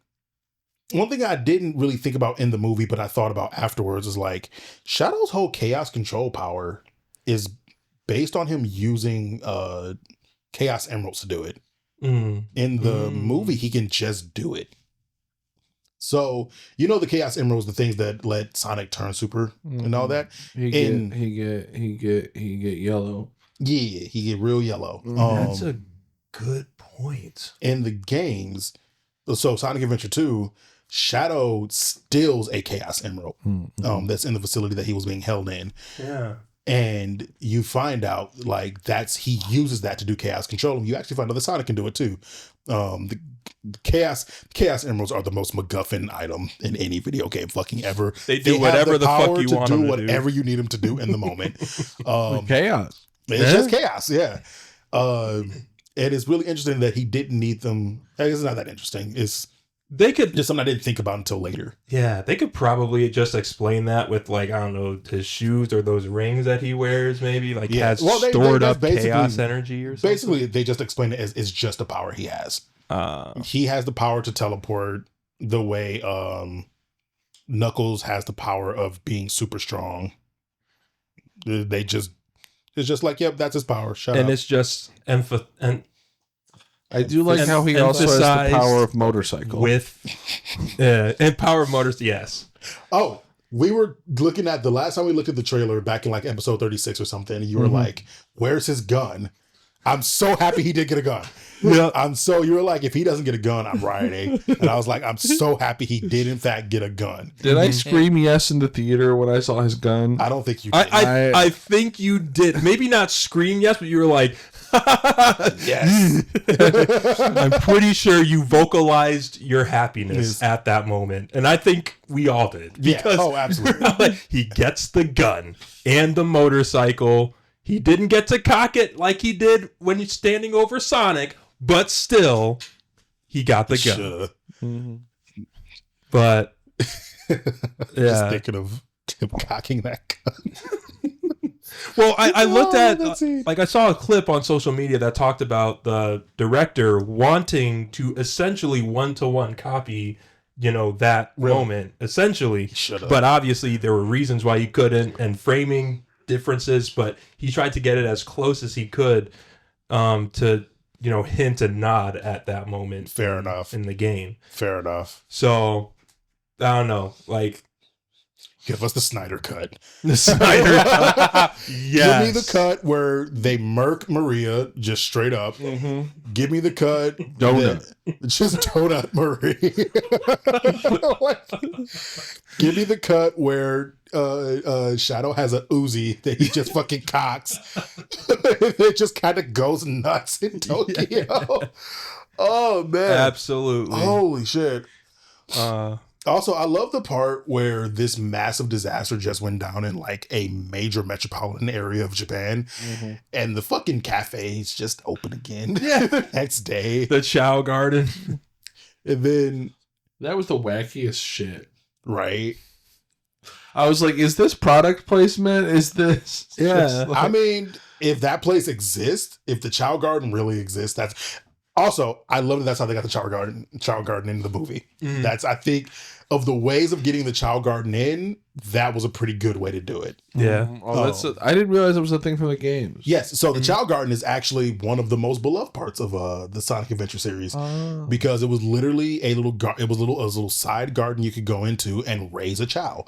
So the little dancing puppet things Yeah. in the Sonic universe, those are actually little creatures, literally called chows, and they're like basically Tamagotchi. Yeah, like And you can pets feed of them sorts. pets. You can feed them. You can change their appearance by giving them like animals that you pick up along the way, and you raise them to do like racing and karate and shit like that. You give them like powers by giving them like shards of emeralds. Is that what that was? So I can make those my help pet- raise stats and stuff. Yeah, Right, right. They're not pet- shards of emeralds. They're just like weird energy capsules. Oh, My okay. pet okay. can do karate. Yes. Mhm. It's cool as fuck. It's literally one of those things of no one knows why Sega has not brought back the Chow Garden, because it was easily just like I'm not gonna say it was like a easy money grab or anything, but like It very well Everybody could loves- be. it could an be easy if money they grab. just put out the Chow Garden as just an A app. separate game or an app. If That you would just be made so that an good. app, That would be so it would good. print money the way Pokemon does. What if we made the Xiao Garden? The see, We honestly could. It's not that difficult. The mechanics of what it's doing is not that bad. Yeah, it's just like I remember back one of my favorite streamers, and when I was first getting into Twitch, his name was Darkspine Sonic. He mentioned like Sega is just allergic to money. Like there's so many things Sega could do that would just like Sega has the weirdest mishandling of a franchise mascot ever. Cause like Sonic really should be standing like side by side with Mario and Pikachu as like franchise mascots that have mass appeal, because you don't need to do anything different with the game. Just keep putting the same game out. Mm. And for some reason they refuse to. Like they had a good thing going with the Adventure series. Stop doing it. They've really fucked it up with Shadow the Hedgehog, the game. Boy. And then they did the Hero series, and then they did something different after that, and then they did and they kept doing something new, and it's like, stop doing new shit. None of it's good. Mhm. And then eventually they did get to Unleash, and Unleash was up pretty okay, and that started the boost era. Mhm. So like Unleash was pretty good, Colors was pretty good, and then 06 happened. No, sorry. I was like, Unleash was good, 06 happened, and then there's 2 fucking storybook. 06 was after Unleash. I'm fairly I mean, maybe not. it might be, but if that's the Maybe. case, I'm shocked. I want to say Unleash was the last thing that happened before Generations. When did Sonic Unleash? I thought it was like Unleashed, then No, I lied. Sonic Colors? 06 happened first. It was Sonic 06, then Unleashed. then Colors, then Generations. I'm pretty sure. Yeah, Colors was 2010. I think, did Generations come after? Yeah. I think, yeah, Generations did come after. And it's like the boost gameplay was pretty good, but they kept doing weird, different gimmicks. And instead of building and iterating on, man, you are really tired. I'm really fucking tired. I was like, he's just vibing. What the fuck are you vibing to over here? Dancing to Pink Boy Club. I heard she's up for a couple Grammys. Wow. Or at least one of them. I forget which one. I think Song of the Year, maybe. Either way. That's exciting. I also love that nobody knows how to pronounce her name. No one knows if it's Chappelle, or what. Every time I hear someone say it, it's a different pronunciation, and I find that hilarious. But yeah, they do something different every time. They just like Sega just won't iterate on a single Sonic concept. They won't stick to it really. Yeah, they just And when they won't stick come to it. and when they come back to it, it's either too late or Yeah. they've tried to put so many of the new mechanics in the old system that it's unplayable. Yeah. Like freaking what's that game? Superstar? Yeah, Is that what it's called? Yeah. Yeah, like unplayable. It's not easy to play like that. And that's not even new mechanics. They just let like 10 people design their own shit, and all of them put this like all their shit into the first level. And it was like, what is going on here? I don't think I've been more disappointed in a game. Yeah. Part of me still wants to try and play it solo. I just have not had the gumption to even try to. And I know we talked about this way back on an episode, but yeah, it's like that game was bad. But yeah, Sonic 3. To wrap it up real quick. The very end, the end credit scene, or after post-credit scene, yeah. I was not expecting Metal Sonic to appear this early. I don't know why. I guess it might make This sense. early? The fourth movie? Yeah. And it's weird for me to say out loud, but like, I don't know. I guess I expected other characters to show up with another Robotnik-related problem first. I don't know why. I think we had to figure out if Robotnik was going to be coming back or not first. I just always assumed he would. I mean, I never thought he'd go away until we got something like Metal Sonic. I think so. To me, and so I guess actually to wrap this back to that Twitter thread I was talking about. To me, I think they're going to continuously leave Eggman ambiguous enough that if Jim Carrey's like, guys, I'm done. Like, I know I was going to right. That it's not going to make a weirdness for the next movie. So like this one, they did the whole thing of the post credit scene is Shadow coming back. Yeah, and you see that Shadow is in fact alive, but you don't get a word of Eggman. Shadow's on Mars, dude. And so it's like they did this on purpose. Like this is very much on purpose so that there is no question. Like, you don't promise that Eggman's going to be back in the next movie, but if he shows up, then it's like, fine, we have a out. Yeah, like Shadow teleported them both out of the thing. That's such an easy explanation, right? Yeah, that's fair. But yeah, to me it feels this makes sense to introduce Metal as the next and they're not introducing him as a band antagonist. It feels like, unless they're gonna do he's controlling an army of clones type of thing. Actually, it would be kind of sick if it's either Silver or Metal Sonic controlling a bunch of wait, hold on. No, Metal Sonic is the one we saw. There's Silver Sonic, and there's an iteration of Silver Sonic called, when you say Silver Mecha Sonic. Oh, okay. So Silver Sonic is the first robotic Sonic we meet, and that's at the end of Sonic the Hedgehog 2, the classic game. Oh. So you get Silver Sonic in Sonic 3 and Knuckles, you fight Mecha Sonic. And then and it's really just iterations of the same character, because then Sonic CD is where you get Metal Sonic. Oh, okay. The one that we saw, the army of them at the end there. That then gets immediately taken out by Amy Rowe. So this is becoming even clearer that the inspiration is going to be a lot more loose. That's fair. As these movies go on. See, I guess, and I just remembered now coming out of it, I guess I just thought that Chaos, the monster Chaos, would be the next thing. And maybe he is. I don't know. But I thought we would see that before Metal. I don't know how weird that is. But no, that makes sense, actually. Well, it creates a weirdness, because we basically done Sonic 1, Sonic 2, then we jump to Sonic Adventure 2. And it's Chaos is Sonic Adventure 1. Right. So it is a little weird. That's what's creating that feeling for you. Okay. That makes sense now. Part of me is thinking they're probably going to avoid doing Chaos. Like, it seems very much, I don't know, because we've gotten a world-threatening catastrophe. I guess I'm thinking of like a technical standpoint, like CG blending with what the they want to do chaos. with creating chaos and making it look good the way it needs to. Yeah, that would be a challenge. I don't know if they could do a whole if they can make that whole space station. Because they also avoided doing the biohazard, the giant lizard thing. Yeah. They did avoid doing that. So it's like, we'll see. I don't know. I guess at this point, I'm happy not having an expectation for what the next Sonic movie is going to be. Like It's exciting to see what they come up with. Yeah, is we get we're getting the fan favorite characters, we're getting our good characters in there. Like we know Amy Rose is back or is coming. Yeah. We know Shadow will be back. More than likely, Eggman will be back. It's going to be kind of hard to keep doing this without him. Yeah. But now the biggest question, last thing. Will the bat have boobs or no? That's the question everyone's asking. Is she gonna have titties? Preferably Latina. If they want to be canonically accurate, she has to. But be Latina?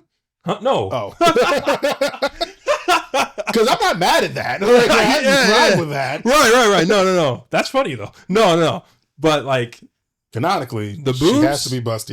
I think we were talking about this on the way out. I think of like, we were talking about it. We were like still in the theater talking about it, and it's like, are they going to cower it out, or are they going to lean into it, or are they going to shoot that girl? Yeah, you are 1-0 or 0-1 right now. Y'all didn't shoot the girl.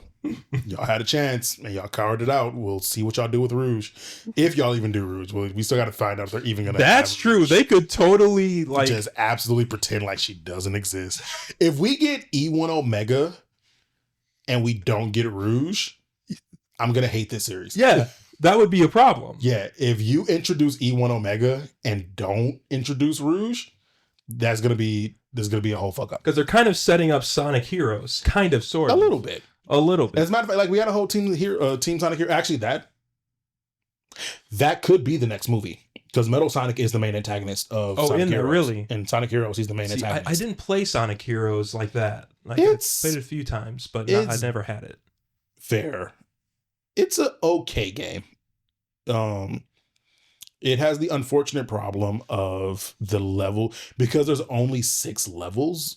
I guess technically 12 because it's 2 acts, but I guess there's technically more. But the levels go on for a really long time, even as like just Team Sonic. Like you are in those levels for like 6+ minutes.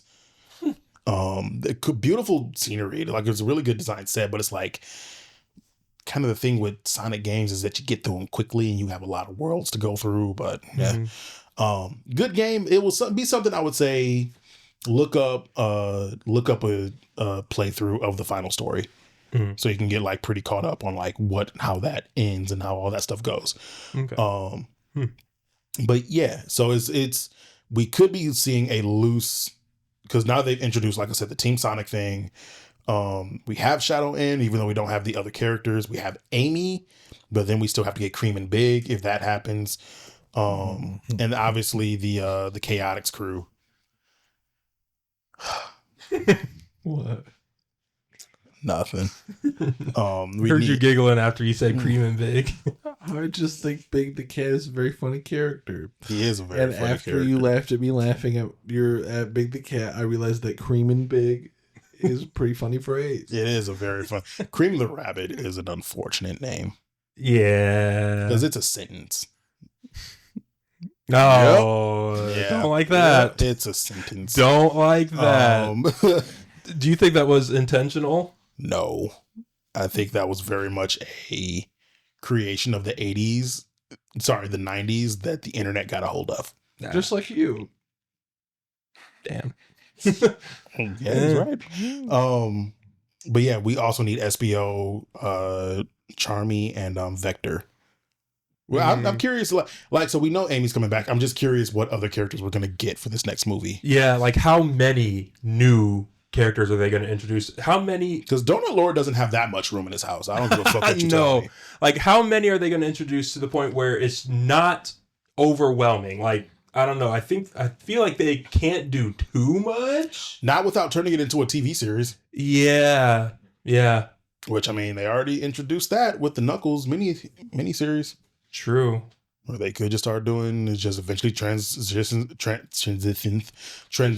into a episodic thing, which I wouldn't be mad at that either.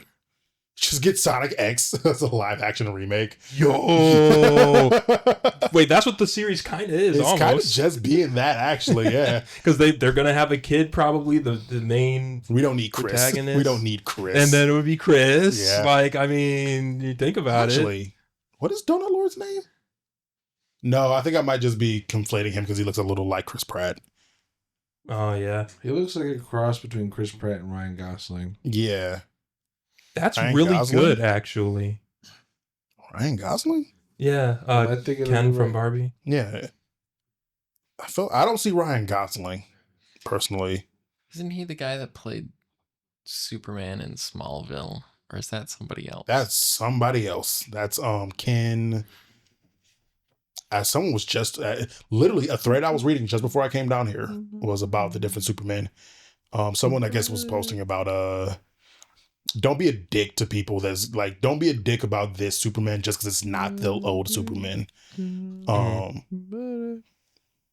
a lot. And someone mentioned the name of the guy who played the Smallville Clark Kent, and I can't think of what it is.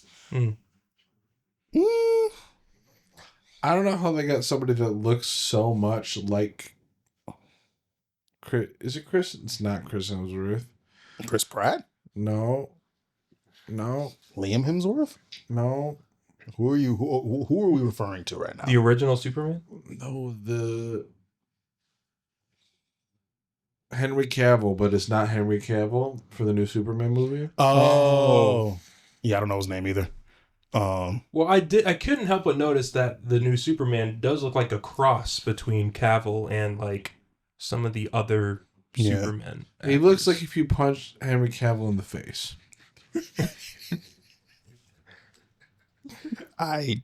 If such a thing is even possible. He looks like Henry Cavill, but his nose got a little squish. Yeah. Oh, okay, I see what you're getting at. I have not seen much about the new Superman. I have not cared about DC in a long time. At least their movies. They're the DC animated movie, DC live action movies. Well, they got Crypto the dog in this one, so They at least do. I did hear about that. At least it's a little more They don't really know what to do with anticipation. Superman, though. Yeah. Yeah. People are apparently saying it's already more comic book accurate, but I don't know. Okay. I don't even know. It's like Superman is so perfect. It's kind of hard to write a good movie in which he has to have internal conflict. Mm-hmm. But Well, I don't know. because Superman's a paragon, Yeah. right? Like Superman, he's a paragon of virtue, and very specifically, I think he represents a very particular type of American virtue that I don't think is quite as palatable at the moment. So writing a compelling story with that is Difficult, yeah, to say the least. Mm. Yeah. I'm probably not gonna watch it. I'll hear about it later. If it's that good, maybe eventually I'll catch it. But If people, I've heard that people reacted to it. I don't know if those reactions were good or bad, fair enough. but People had feelings. people had feelings. I think people, what I've seen of it, the reactions are like, oh, it's the director of Guardians of the Galaxy. This might actually be pretty good. Oh yeah, it is James Gunn. Yeah. So that's pretty much the general consensus that I've seen. And people being like, there's some comic book accuracy in the trailer and, but it's DC, so they could fuck it up. So it's, overall, people seem excited about, gazing at this new take by the Guardians of the Galaxy creator. Mm-hmm. But that's essentially as optimistic as it gets. Did y'all know James Gunn did the Scooby-Doo movies? The live action ones? What? I had no idea. Interesting. That's not crazy. That is very crazy. Another part of the childhood that So I could say James Gunn, the Scooby Doo guy from that's hell yeah. Actually could. wow. Actually could. All right. More you know. Wait, Let's take a quick break right quick. I think we all need to refresh. Be right back. Okay. So you sent us this video, or I you did. put this video on the thing, and it's some kind of debate topic. So let's Yeah. see. I think she's saying we're having a debate, not what happened to my debate. But yeah, anyways, Okay. I think it's just a poorly captioned. But yeah, That's okay. Having a debate in my home. It's the only debate. Jesus. it gets so heated so quick. About jello cake Wait. Yeah, I just feel like wait. I already know where this is going. Yellow cake and chocolate icing. Everybody is saying that it's chocolate cake. No. Instead of your yellow cake with chocolate icing. It is not a chocolate cake. If I say, if I bring to a party a yellow cake and chocolate icing, y'all gonna expect a chocolate cake. It's chocolate cake. It's not No, absolutely not. chocolate icing. That is not a chocolate cake. That is A chocolate not a- cake. It consists of cocoa. It consists of cocoa. That is a chocolate cake. That is yellow cake with chocolate icing. There is no chocolate cake. Throw the whole man away. Yeah. He clearly, your brother, unfortunately, is clearly not meant for this world. No. You gotta let him go. That was exactly my reaction. I was like, what the fuck is going on? I was like, in what world? Would anyone call any cake that isn't made with cocoa in the fucking batter chocolate cake just because it has chocolate icing? You might look at that He cake. gets to the point where she's like, what if you put strawberry icing on it? He's like, that's strawberry cake. Just okay. Ooh. Has he ever worn white clothing before? That's a fudge. That's fudge cake. Sorry, say it again. What did you say? Has your brother ever worn white clothing before? Does that make him a white man? Are you a white person? That would be a great argument. That would be a great argument.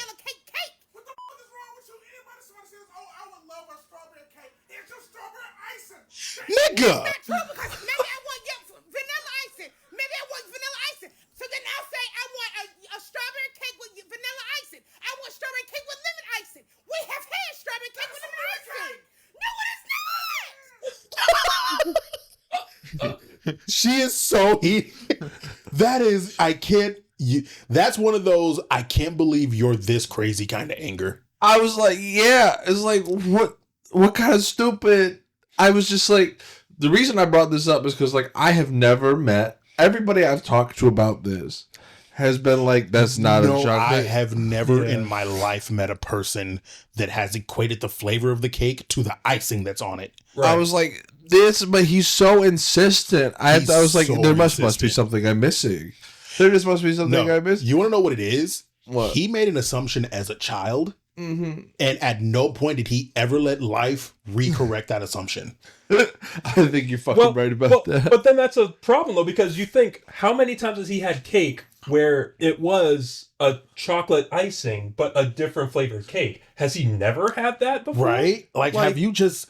Or does he just not like chocolate cake, so every time he's seen a brown cake, he just goes, that's chocolate and I don't want it? Or is it just like, anytime I have cake, it's just a surprise? I'm going to say it's chocolate because it looks like it has chocolate icing on it, but oh my gosh, I guess they wonder did it what's wrong. inside of it. They made it wrong, I guess. This Right. is supposed to, like, what is he... I don't know. I have no idea.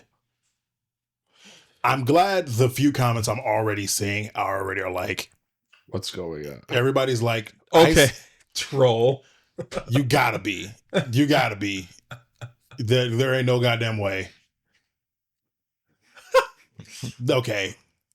I feel like you're trolling, so I'm gonna hold it to. So it says the icing determines the cake. Done. Someone replies, this actually almost made me rage, but I feel like you're trolling, so I'm gonna hold it together, but my eye twitching a little bit. Like, there is no actual human on this earth that truly believes that the flavor of the cake is determined by the fucking icing. If you tell me that is what you believe, I'm gonna assume you're an alien. Yeah, and honestly, I think what you posed immediately was a great question to ask him. Like, if you put on a White clothing and you're a black man, does that make you a white man? What would his answer be to that? I really want to know. Actually. Right? Right? Someone says it in here is like, what is the cake before the icing? What do you call the cake before you put the icing on? Or does the cake have to have icing to be cake? Because, like, if it's not, someone else says Bread. someone else says it right here. So if I make a yellow cake without icing, is that fucking cornbread? Like, what on earth are you talking about? How do you think it God. would taste if you mixed cornbread and yellow cake? That would be good. Honestly, pretty good. baller. Honestly, pretty gross. Oh, Get out. Doors that way, sir. I understand. Maybe it'd be something to experiment with. Yeah. I mean, I don't know how well cornmeal holds up in a birthday cake batter, but I don't know. You never know. Try it. Just try it. I mean, like, Crumble makes those cornbread cookies. They make cornbread cookies? Oh, they're some of my favorites. What? They're so good. Dude. They are so good. I've had them in the house before. What? Yeah, like in fairness, they usually get gone pretty quick because they're the ones I'm usually looking for. But I've definitely had, maybe not. I have bought cornbread cookies and come home with them at least once at the home. I don't think I ever knew about that. You were privy to the fact that they were ever in the houses in question. I think it went somewhere. Yeah, no. If next time you go to Crumble or check their flavors, as a matter of fact, I really don't go to Crumble. That's fair. You go to I go to Insomnia because usually when I'm craving it, I'm like high and it's 3 a.m. Right. Yeah. Crumble cookies. What's their flavors of the day right now? What the fuck are you? Why did you text me a YouTube video? When did that happen? When you went out there. Yeah. Okay.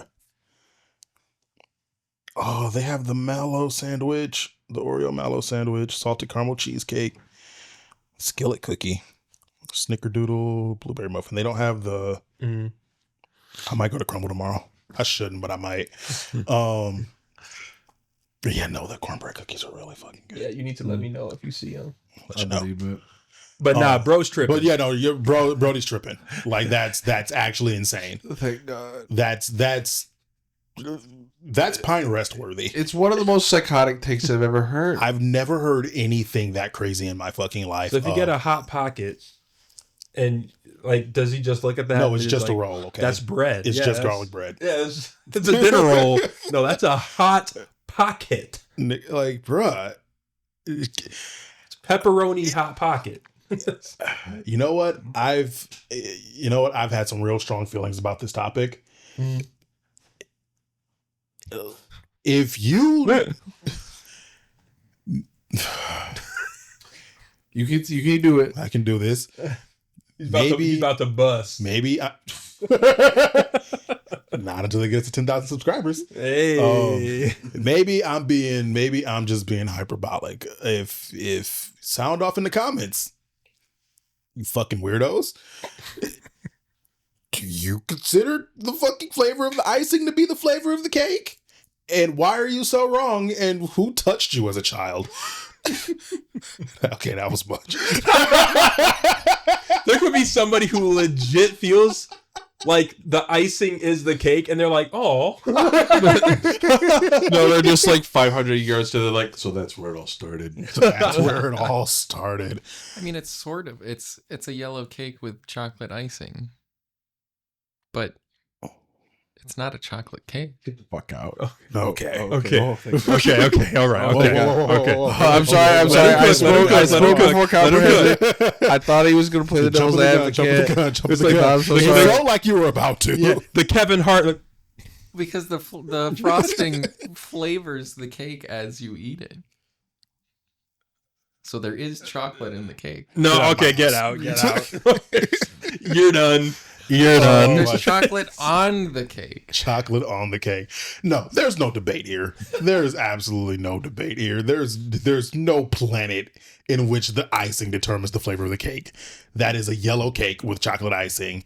Chocolate cake is a superior to yellow cake. This makes me want to know what other opinions he has on honestly anything else. For realsies, right? Is this the... Yeah, we'll have to go look into. What happens when you get inside of a car? Like, you're an engine now. I You're guess. an engine, yeah. Yeah. Like, I will have to. I'm gonna look up her. I'm gonna see if he has any other crazy takes. It's Lady Gayak. Yeah, that's gonna be. I'll look into it later on podcast. But holy shit! Thanks for sharing that fluff. Yeah, that's. Speaking of, you know what? Let's stick on the fluff roll right quick.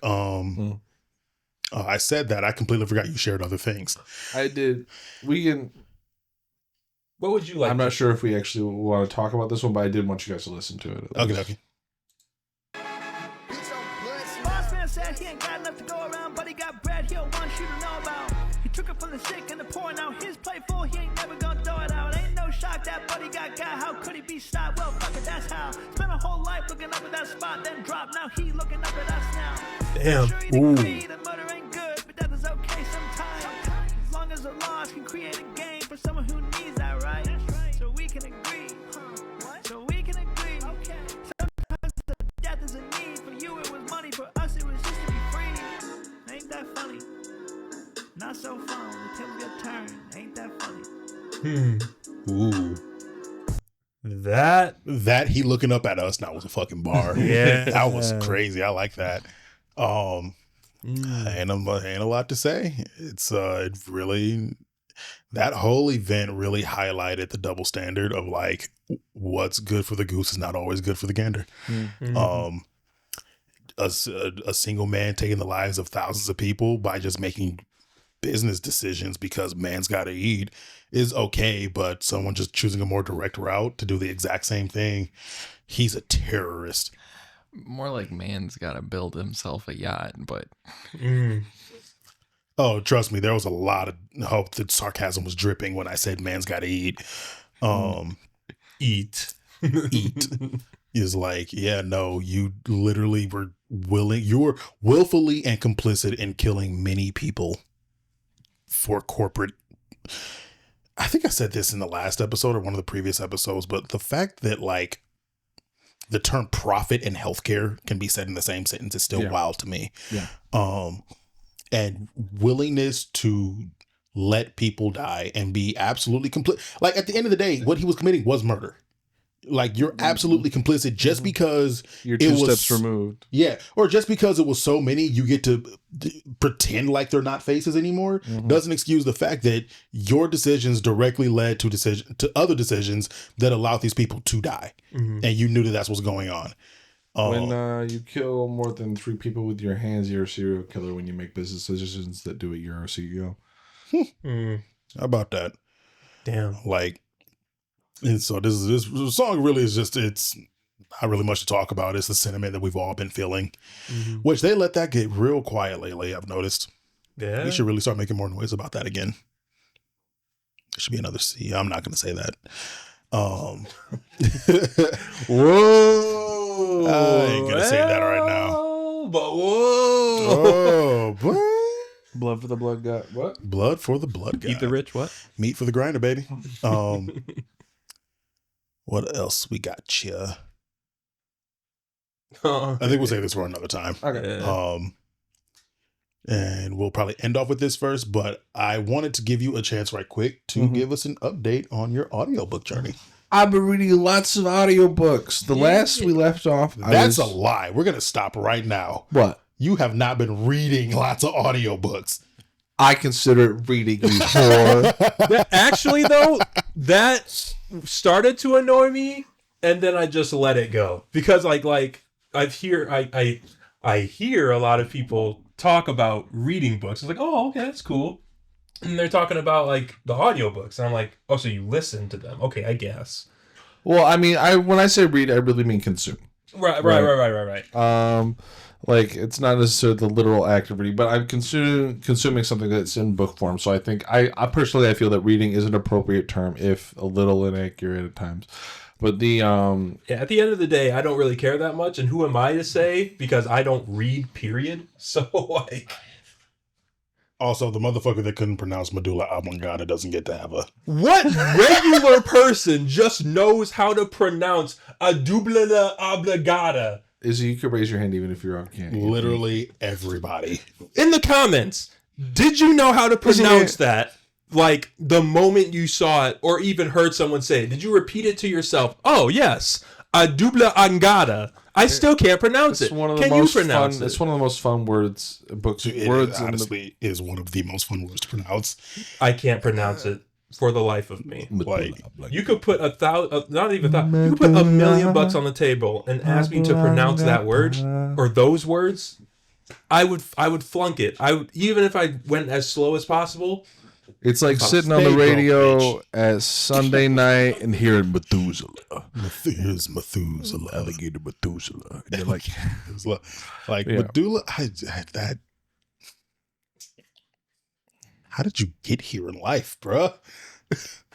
I can't be the only one. Have you I never can't be the examined a only brainstem, you plebeian? one. See, I took anatomy and barely passed. That's the hilarious like- part. I've never taken an anatomy class. How did you hear about it? Cartoons. What cartoon is spouting out a medulla oblongata? I'm fairly certain some older than this, but definitely Jimmy Neutron on a couple of occasions. Okay. To the point, I'm fairly certain Sheen, the stupid character, is the one who said it. Because it's such a stupid thing to just know, I guess. Sir. Sir. Sir. Azarinth Healer's really good. Okay. Yeah. The last we left off, I was kind of iffy on it. And the first book definitely goes in stages. Where it's like, you definitely get through that. The section where the writer's getting their footing is very short. And then you kind of fall into this place where the character is kind of doing generic, I'm in a new world. I'm in a fantasy world and I'm having a great time not being in the real world. And the character is also very direct about this. They're like, man, this is pretty good.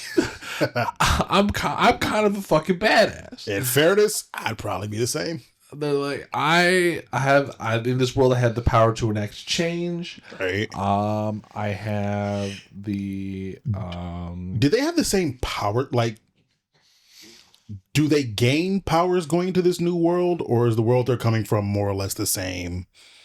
Like, if you transported me into like the MCU and gave me a superpower, that would be a complete, even though it's like a similar setup in world, I would be gaining a power and coming into like a place where superpowers exist.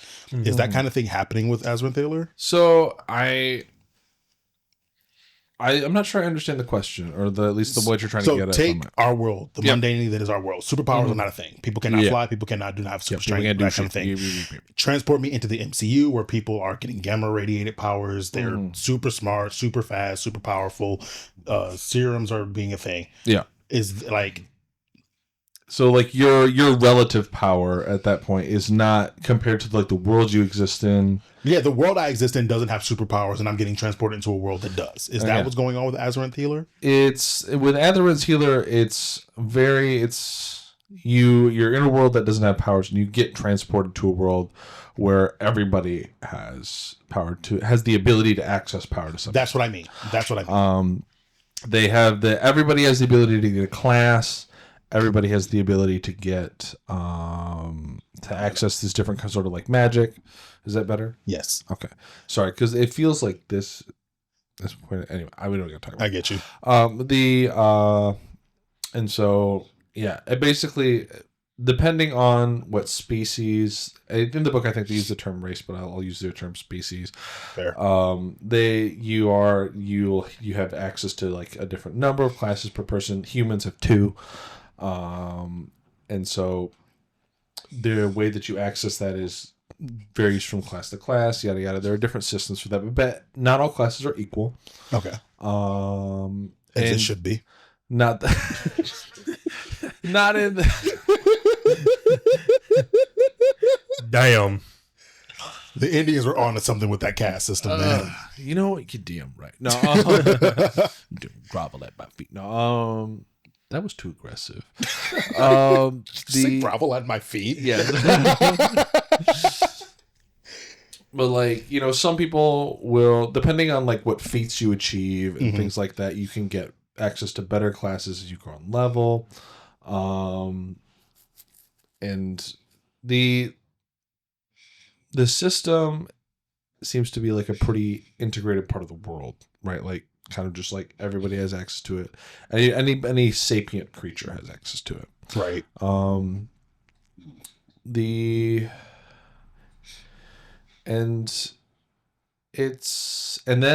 So like we see her kind of come into, she gets access to like the lower level of Azarinth Healer, which allows her to be very self-sufficient in this world and take risks that even people in this world aren't normally able to take because of the fact that if she gets fucked up in a battle, she can recover. Right.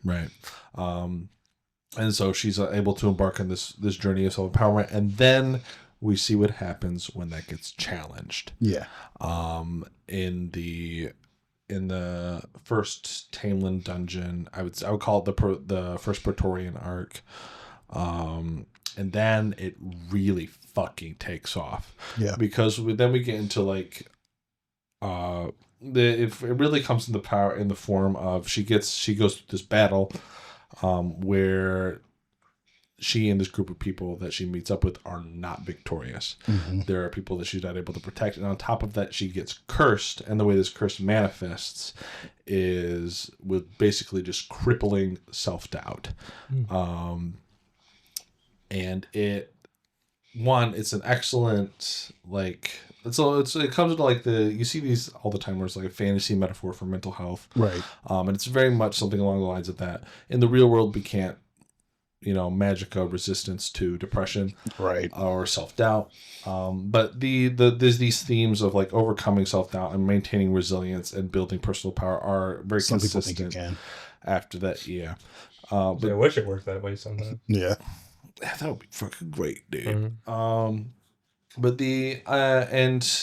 that's when I feel like the writer really comes into her own, and then I think the book really starts to shine. And I think that the books after that build off of it very well, and they also do a great job of continuing to tell like a very fun adventure for the character.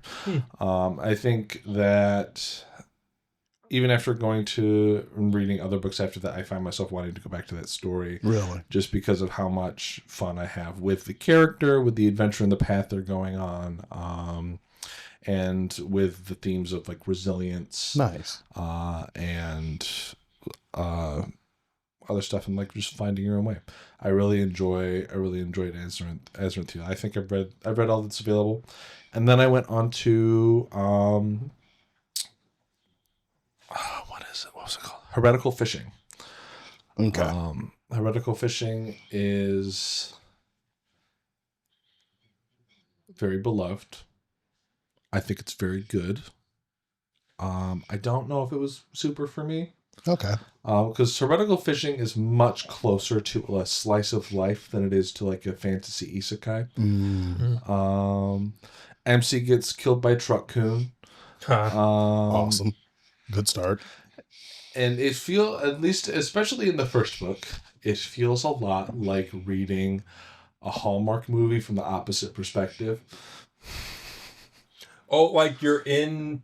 Wait. MC is a mysterious stranger that shows up in town, becomes beloved by the community, and does challenging things and shows people a new way of life. Yeah. And falls in love with somebody with this, beautiful country girl. Interesting. You're saying that's the flip? Yeah, that's the flip. What if the mysterious character was the protagonist instead of the introduced secondary character?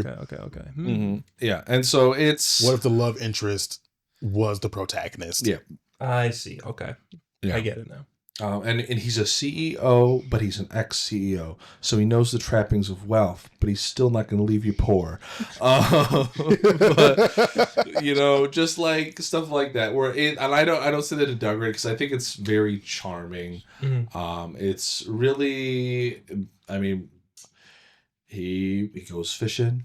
He gets strong. The setting and like the powers of characters. I would classify it as like a lower magic setting, because the entire basis of the thing is basically his arrival in this world is heralding like a return of magic, a return of like a power. It's an interesting integration of ideas from like cultivation, fantasy novels, and like isekai system, more video gamey style things. Mm-hmm. Like the system's fucking busted. No, you can't really see what's going on. There's an oppressive power structure that exists in the world, but largely our main character kind of doesn't give a shit about any of that and really just wants to go fishing. That's fair. And so you end up with people around him that he is able to empower just by existing, basically. Yeah. And so they set about doing the work of breaking down these things. And I actually stopped reading it partway through the third book just because there's only so many times you can tell me how fucking delicious the seafood was before I start to get a little bit bored with it. That's fair. And it was lacking a lot of that like adventure and like thrill that I was looking for from a lot of these books. But I don't say that to say that it's like bad. I still think it's very, very good. I think it's definitely worth a read. It just wasn't really doing what I Some things can be great as a short story. It doesn't make them always a great novel for everybody. And then some people love taking that short story and just going, I just like a lot of it. Especially when you've been also consuming all of the different adventure type stories as you've been What was recently. the other audiobook you went through? And then there's the one I'm currently listening to, which is Mark of the Fool. There's the one. There was the first one. You were the first one was Primal Hunter. Primal Hunter. For some reason, I thought that one was Azarinth Healer. No, Primal Hunter, which I was surprised when I was going through because I was looking for some different books to read. I don't think Primal Hunter made it into most people's top 10 lists, which surprised me. Yeah. Well, I feel like actually when I was reading through some of the lists, a lot of people would have this is my top 10 list, and then this is my honorable mentions, and Primal Hunter would be on the honorable mentions list. Okay. And they'd be like, but there's some problems with these books, I don't know if I've talked on the podcast at length about some of the issues with the way that Primal Hunter deals with the ideas of like slavery. You mentioned it. I mentioned it. Yeah. It's like that is not always super chill, but I would say it's often. Yeah. I remember we were looking through him, looking through his profile and stuff like that, and it's. He has been working on that story for a while. Like, he's definitely coming from like I wouldn't call him an amateur anymore, but he's definitely not like a professional writer or anything. So yeah, it makes sense. Yeah. And like I said in the past, like it looks like somebody who tried to set up a cohesive world that took a lot of themes and ideas from other media. Didn't necessarily examine or think about the repercussions that a reader would have when reflecting on those things. And as soon as people were like, hey, that's pretty fucked up. That he tried to not necessarily walk it back, but make it palatable and still tell an interesting story within the sort of like the context of the world he created. Which I will say, as ways to handle that feedback and criticism, that's a pretty good way to handle it. Yeah. And go like, maybe I'll do what I can and try to minimize the negative impact of it. Yeah. And so it's I still think that the world building and the system within Primal Hunter, as hand wavy as it can be, is still probably one of my favorites. Nice. Because for two reasons. One is that power exists outside of the system, which I think is when you're dealing with something that the system is almost always a metaphor, a very direct metaphor for both power and like the nature of reality, right? And so when power does not exist outside of the system, I feel it's a very poor metaphor for any sort of system of power. Right. And when that's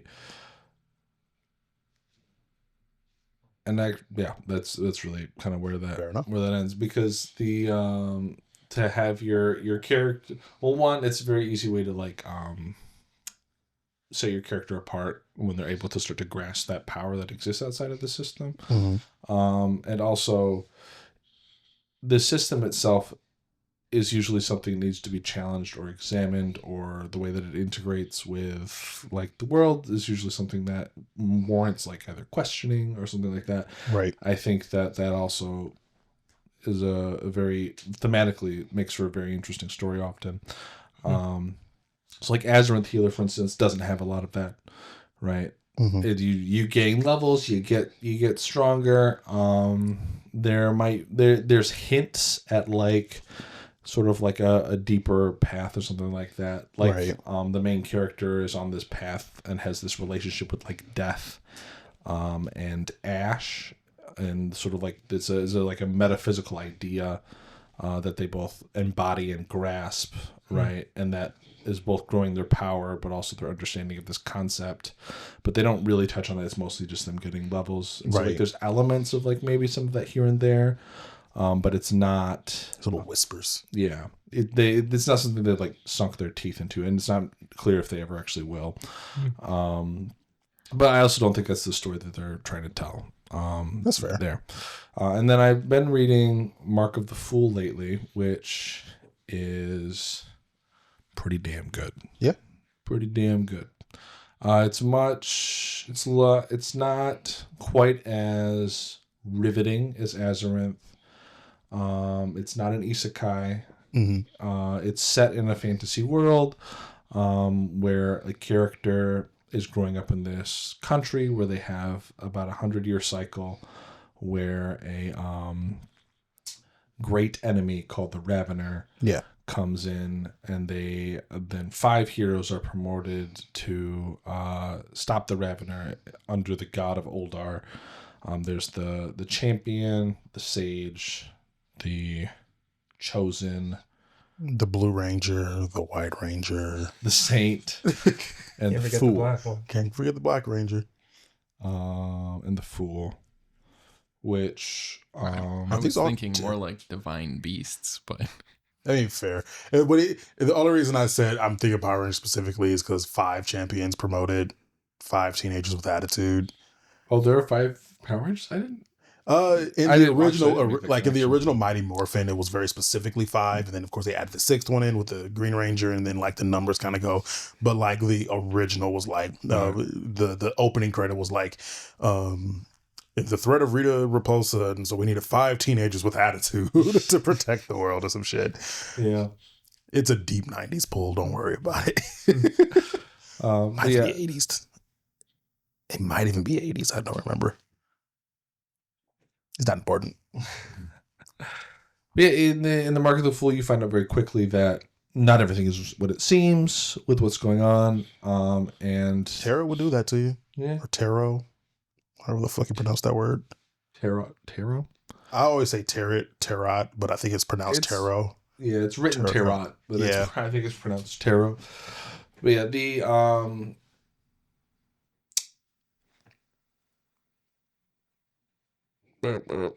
and so like they each whatever comes with its own abilities, right?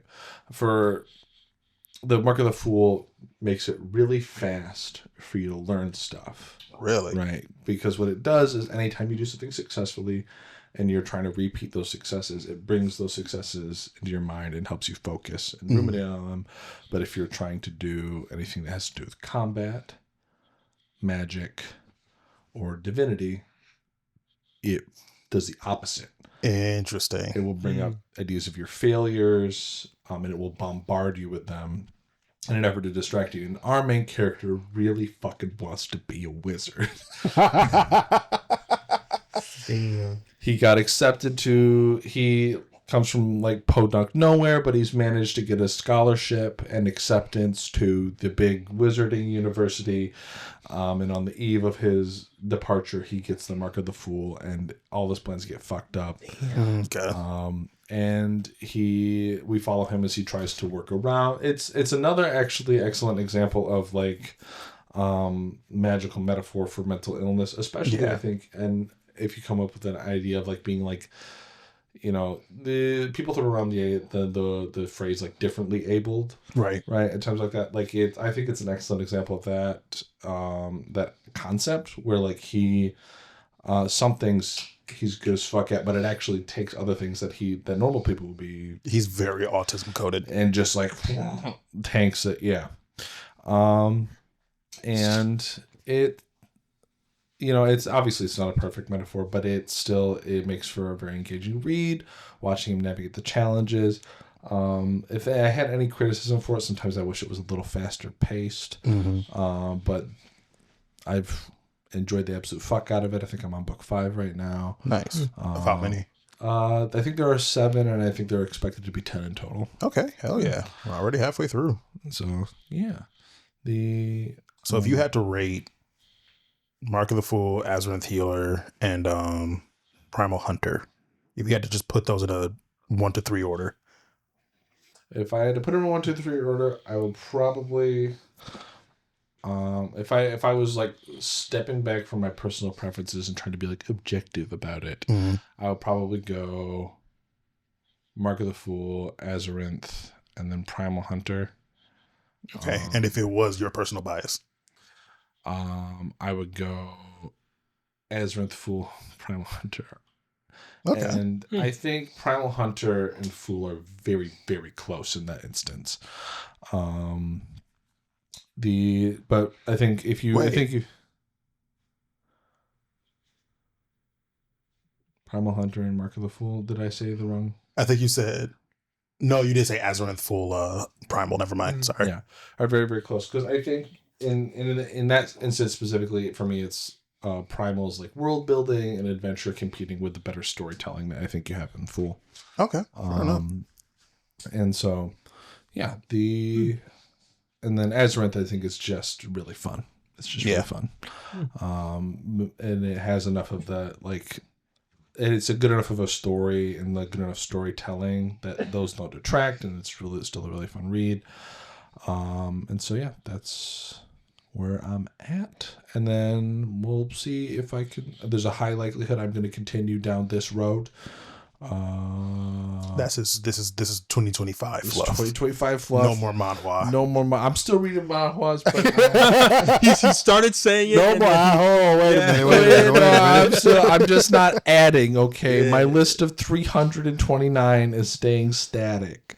You're not going to do one That's how many more? you've read, or how many are on That's your how like, many to are read list? tracking on my list right now. That's lower than I expected it to be. Same. Yeah, I thought. Yeah. It's lower than you expect. That's way lower than I thought. Yeah. Fair enough. Got to make it one more to hit that 330. Come on, just one more. Or you can make it 4 more and hit 333. Hey, You're fucking right. so let me add some right now. Right. Hell Yeah. yeah. I don't know if we could do more suggestions for that at some point, but right now I'm definitely gonna have more to say about audiobooks. We're here for it. Whatever bag you want to be, being big, boo. Bag Bing bong. bag bing bop boom boom boom bop bam. The type of shit I'm on you wouldn't understand. Nah, man, be in whatever bag you want to be in. I'm here for it all. So that's kind of awesome though. It is really making me want to read again.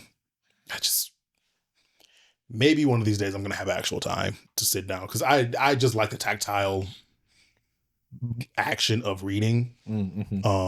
Not that I also like digital books and everything like that, but I just don't think I would be able to properly. I don't have the ability to listen and focus on other shit the way that you do. Like for me, reading would be the main activity I have to do. Mm-hmm. Even if I was listening to it, it's like I just would not be able to do other shit on side of it. Maybe play Balatro, which I was going to talk about today. I think I'm going to hold up for next week on that. Because Balatro's so good. It really Balatro's so good. Balatro's If you guys aren't playing Balatro, it is a little expensive. Even the mobile app version of it is like $15 on Steam or $10 on mobile, but it's a one-time buy. There's no microtransactions, no in-game. There's okay. Gonna talk about a little bit about into this. it right now. Balatro has been out it's been out way longer than I thought. Yeah, I think it's a couple of years. I don't know about a couple years. I think I know it, at least I've heard people talking about it in 2024. So. Yeah, it was being talked about in 2024. I know by the time the Game Awards, I could not say awards for some reason. By the time the Game Awards was coming around, it was already like 7 months old. So yeah, it came out like beginning of 2024. But it's literally a poker roguelike. Like take the rules of poker and make a roguelike out of it. Mm-hmm. And it just I was talking about this a little bit with Fluff the other day, and like I said, we'll get deeper into it next week. But the way its setup, its simplicity, its background music, and the way its juiciness from a game design standpoint hits that exact perfect pocket that like Vampire Survivors does. Like if you're not playing it and you have the $10 to throw at a really good developer, I would say get Balatro. It's really fucking good, and I'm gonna have a lot to talk about next week about it. What's it on? You can get it either mobile or Steam. Mobile. And I would actually recommend getting it on mobile. Same. I mean, you could get it on both if you really want to. If you really want to, I might even double dip at some point just to support. But the touchscreen control, like, it just lends itself very well for touchscreen controls. Yeah. And once again, it's like $5 less compared to the Steam version. And then it's portable. You can play wherever you want. It is Exactly. a game that you can pick up and put down pretty easily. Yeah, really, really easily. Which, funny enough, it seems that the PC version is the first version. Like, I thought the mobile version would have been the first one, because there's and I learned this because there's a little glitch in the mobile version where if you've ever seen the a little tab will appear on some of the cards that's like buy, sell, like, so it does the action that you would normally drag for. That is a little glitch from the porting process from PC to mobile. I don't get it as much anymore. They might have updated it out, but last couple of days I hadn't been getting it. But yeah, no, it's a really fun game. Like, it is ridiculously fun. The soundtrack is one song with like 5 different renditions of it. Well, not even like really renditions, is just like kind of adding in and removing instruments, kind of the same way like Mario does that with like Yoshi, when you ride Yoshi and that. But that song is so addicting.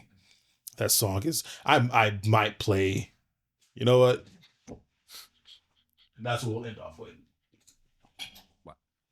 Oh yeah, that's what I saw today. They played this at the game 2024 Game of the Year Orchestra.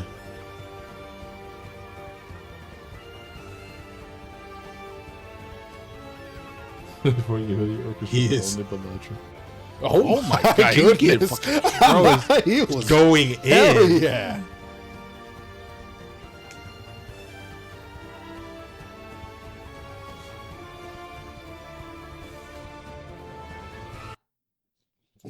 Oh, that's it, I guess. See if I can. Wait, did it win Game of the Year? No, I don't think so. There's not enough going on with the game to be Game of the Year. 'Cause I'm fairly certain. One of the people at our Halloween party was a card from Balatro. Really? Yeah, I was like, what do you? I thought they were. I thought they were. Tweedledee or Tweedledum? No, what's the racer?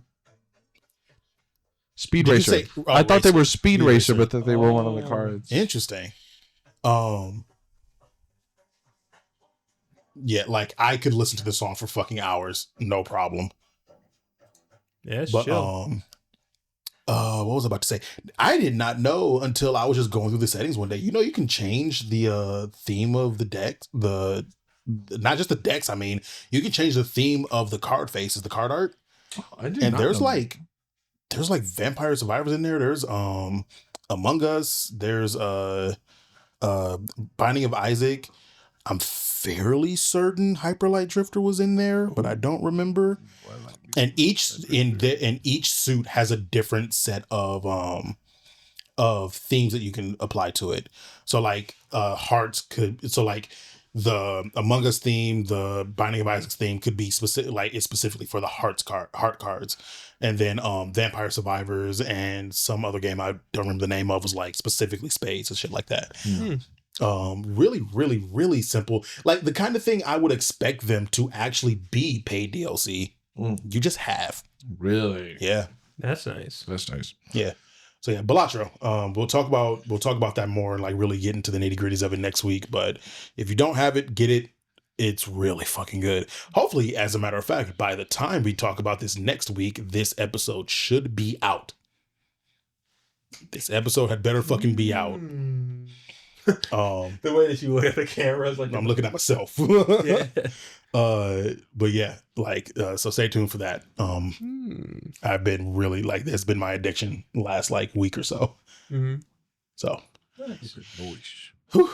All right. I think we just went for we should be just about 3 hours ish.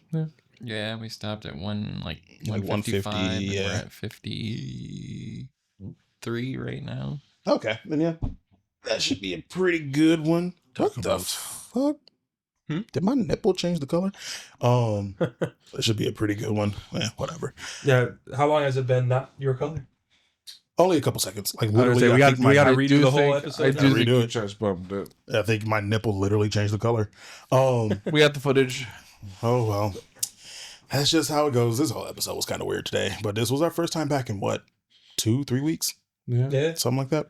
And I was half asleep for the first half. You were, but you brought it back. I You brought it did. good. This is why this podcast works. Me and him do our thing for like a good hour, hour and a half, 2 hours, 3 hours, and then we remember Fluffy exists, and we get him in and bring him the ring. And then I start to get super tired towards the end. And then me and him just go and we forget it exists, and it works itself out. Yep. The ping pong. We ping pong, but yeah. Y'all know what to do. Actually, no. Before y'all do the thing that y'all normally supposed to do, shout out to Mike again, our original old god. I'm gonna try to make sure to remember to do that in every episode going forward. But yeah, no, don't let him be so lonely in our Patreon. We need other old gods in there so that we can really get this world going. Only one. What is it? $1? $1 right now. It's only $1. How long is it gonna be $1? $1. $1. $1. How long is it gonna be $1? How the fuck you dollar? I don't know. It's gonna be $1 till it's not. So if you want to get in on it, then now's the time. Mm-hmm. Yeah. Beyond that, like, comment, and subscribe. 5 stars. You know the do. No, hold on. You wait. We're almost there. See, now we're gonna have to restart. You motherfucker. Like, comment, and subscribe. Hit that bell. 5 stars. I feel like there was something else we always say. Oh, follow us on our socials. Yeah. All right, one more. Hold on. We got to restart again. Okay. Sorry. Fine. All right. Clean take. Clean take. Like, Marker. comment, and subscribe. Oh wait, nope. We gotta do it again. Oh, it's just fair enough. Marker. All right. Like, comment.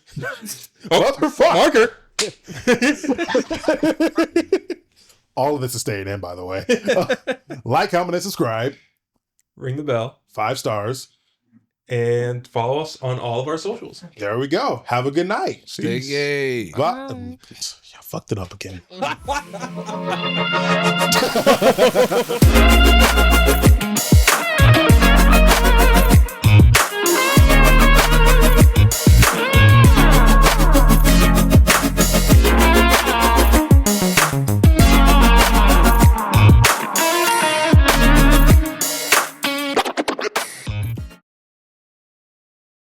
Me too, Bubbles. Me too, Bubbles.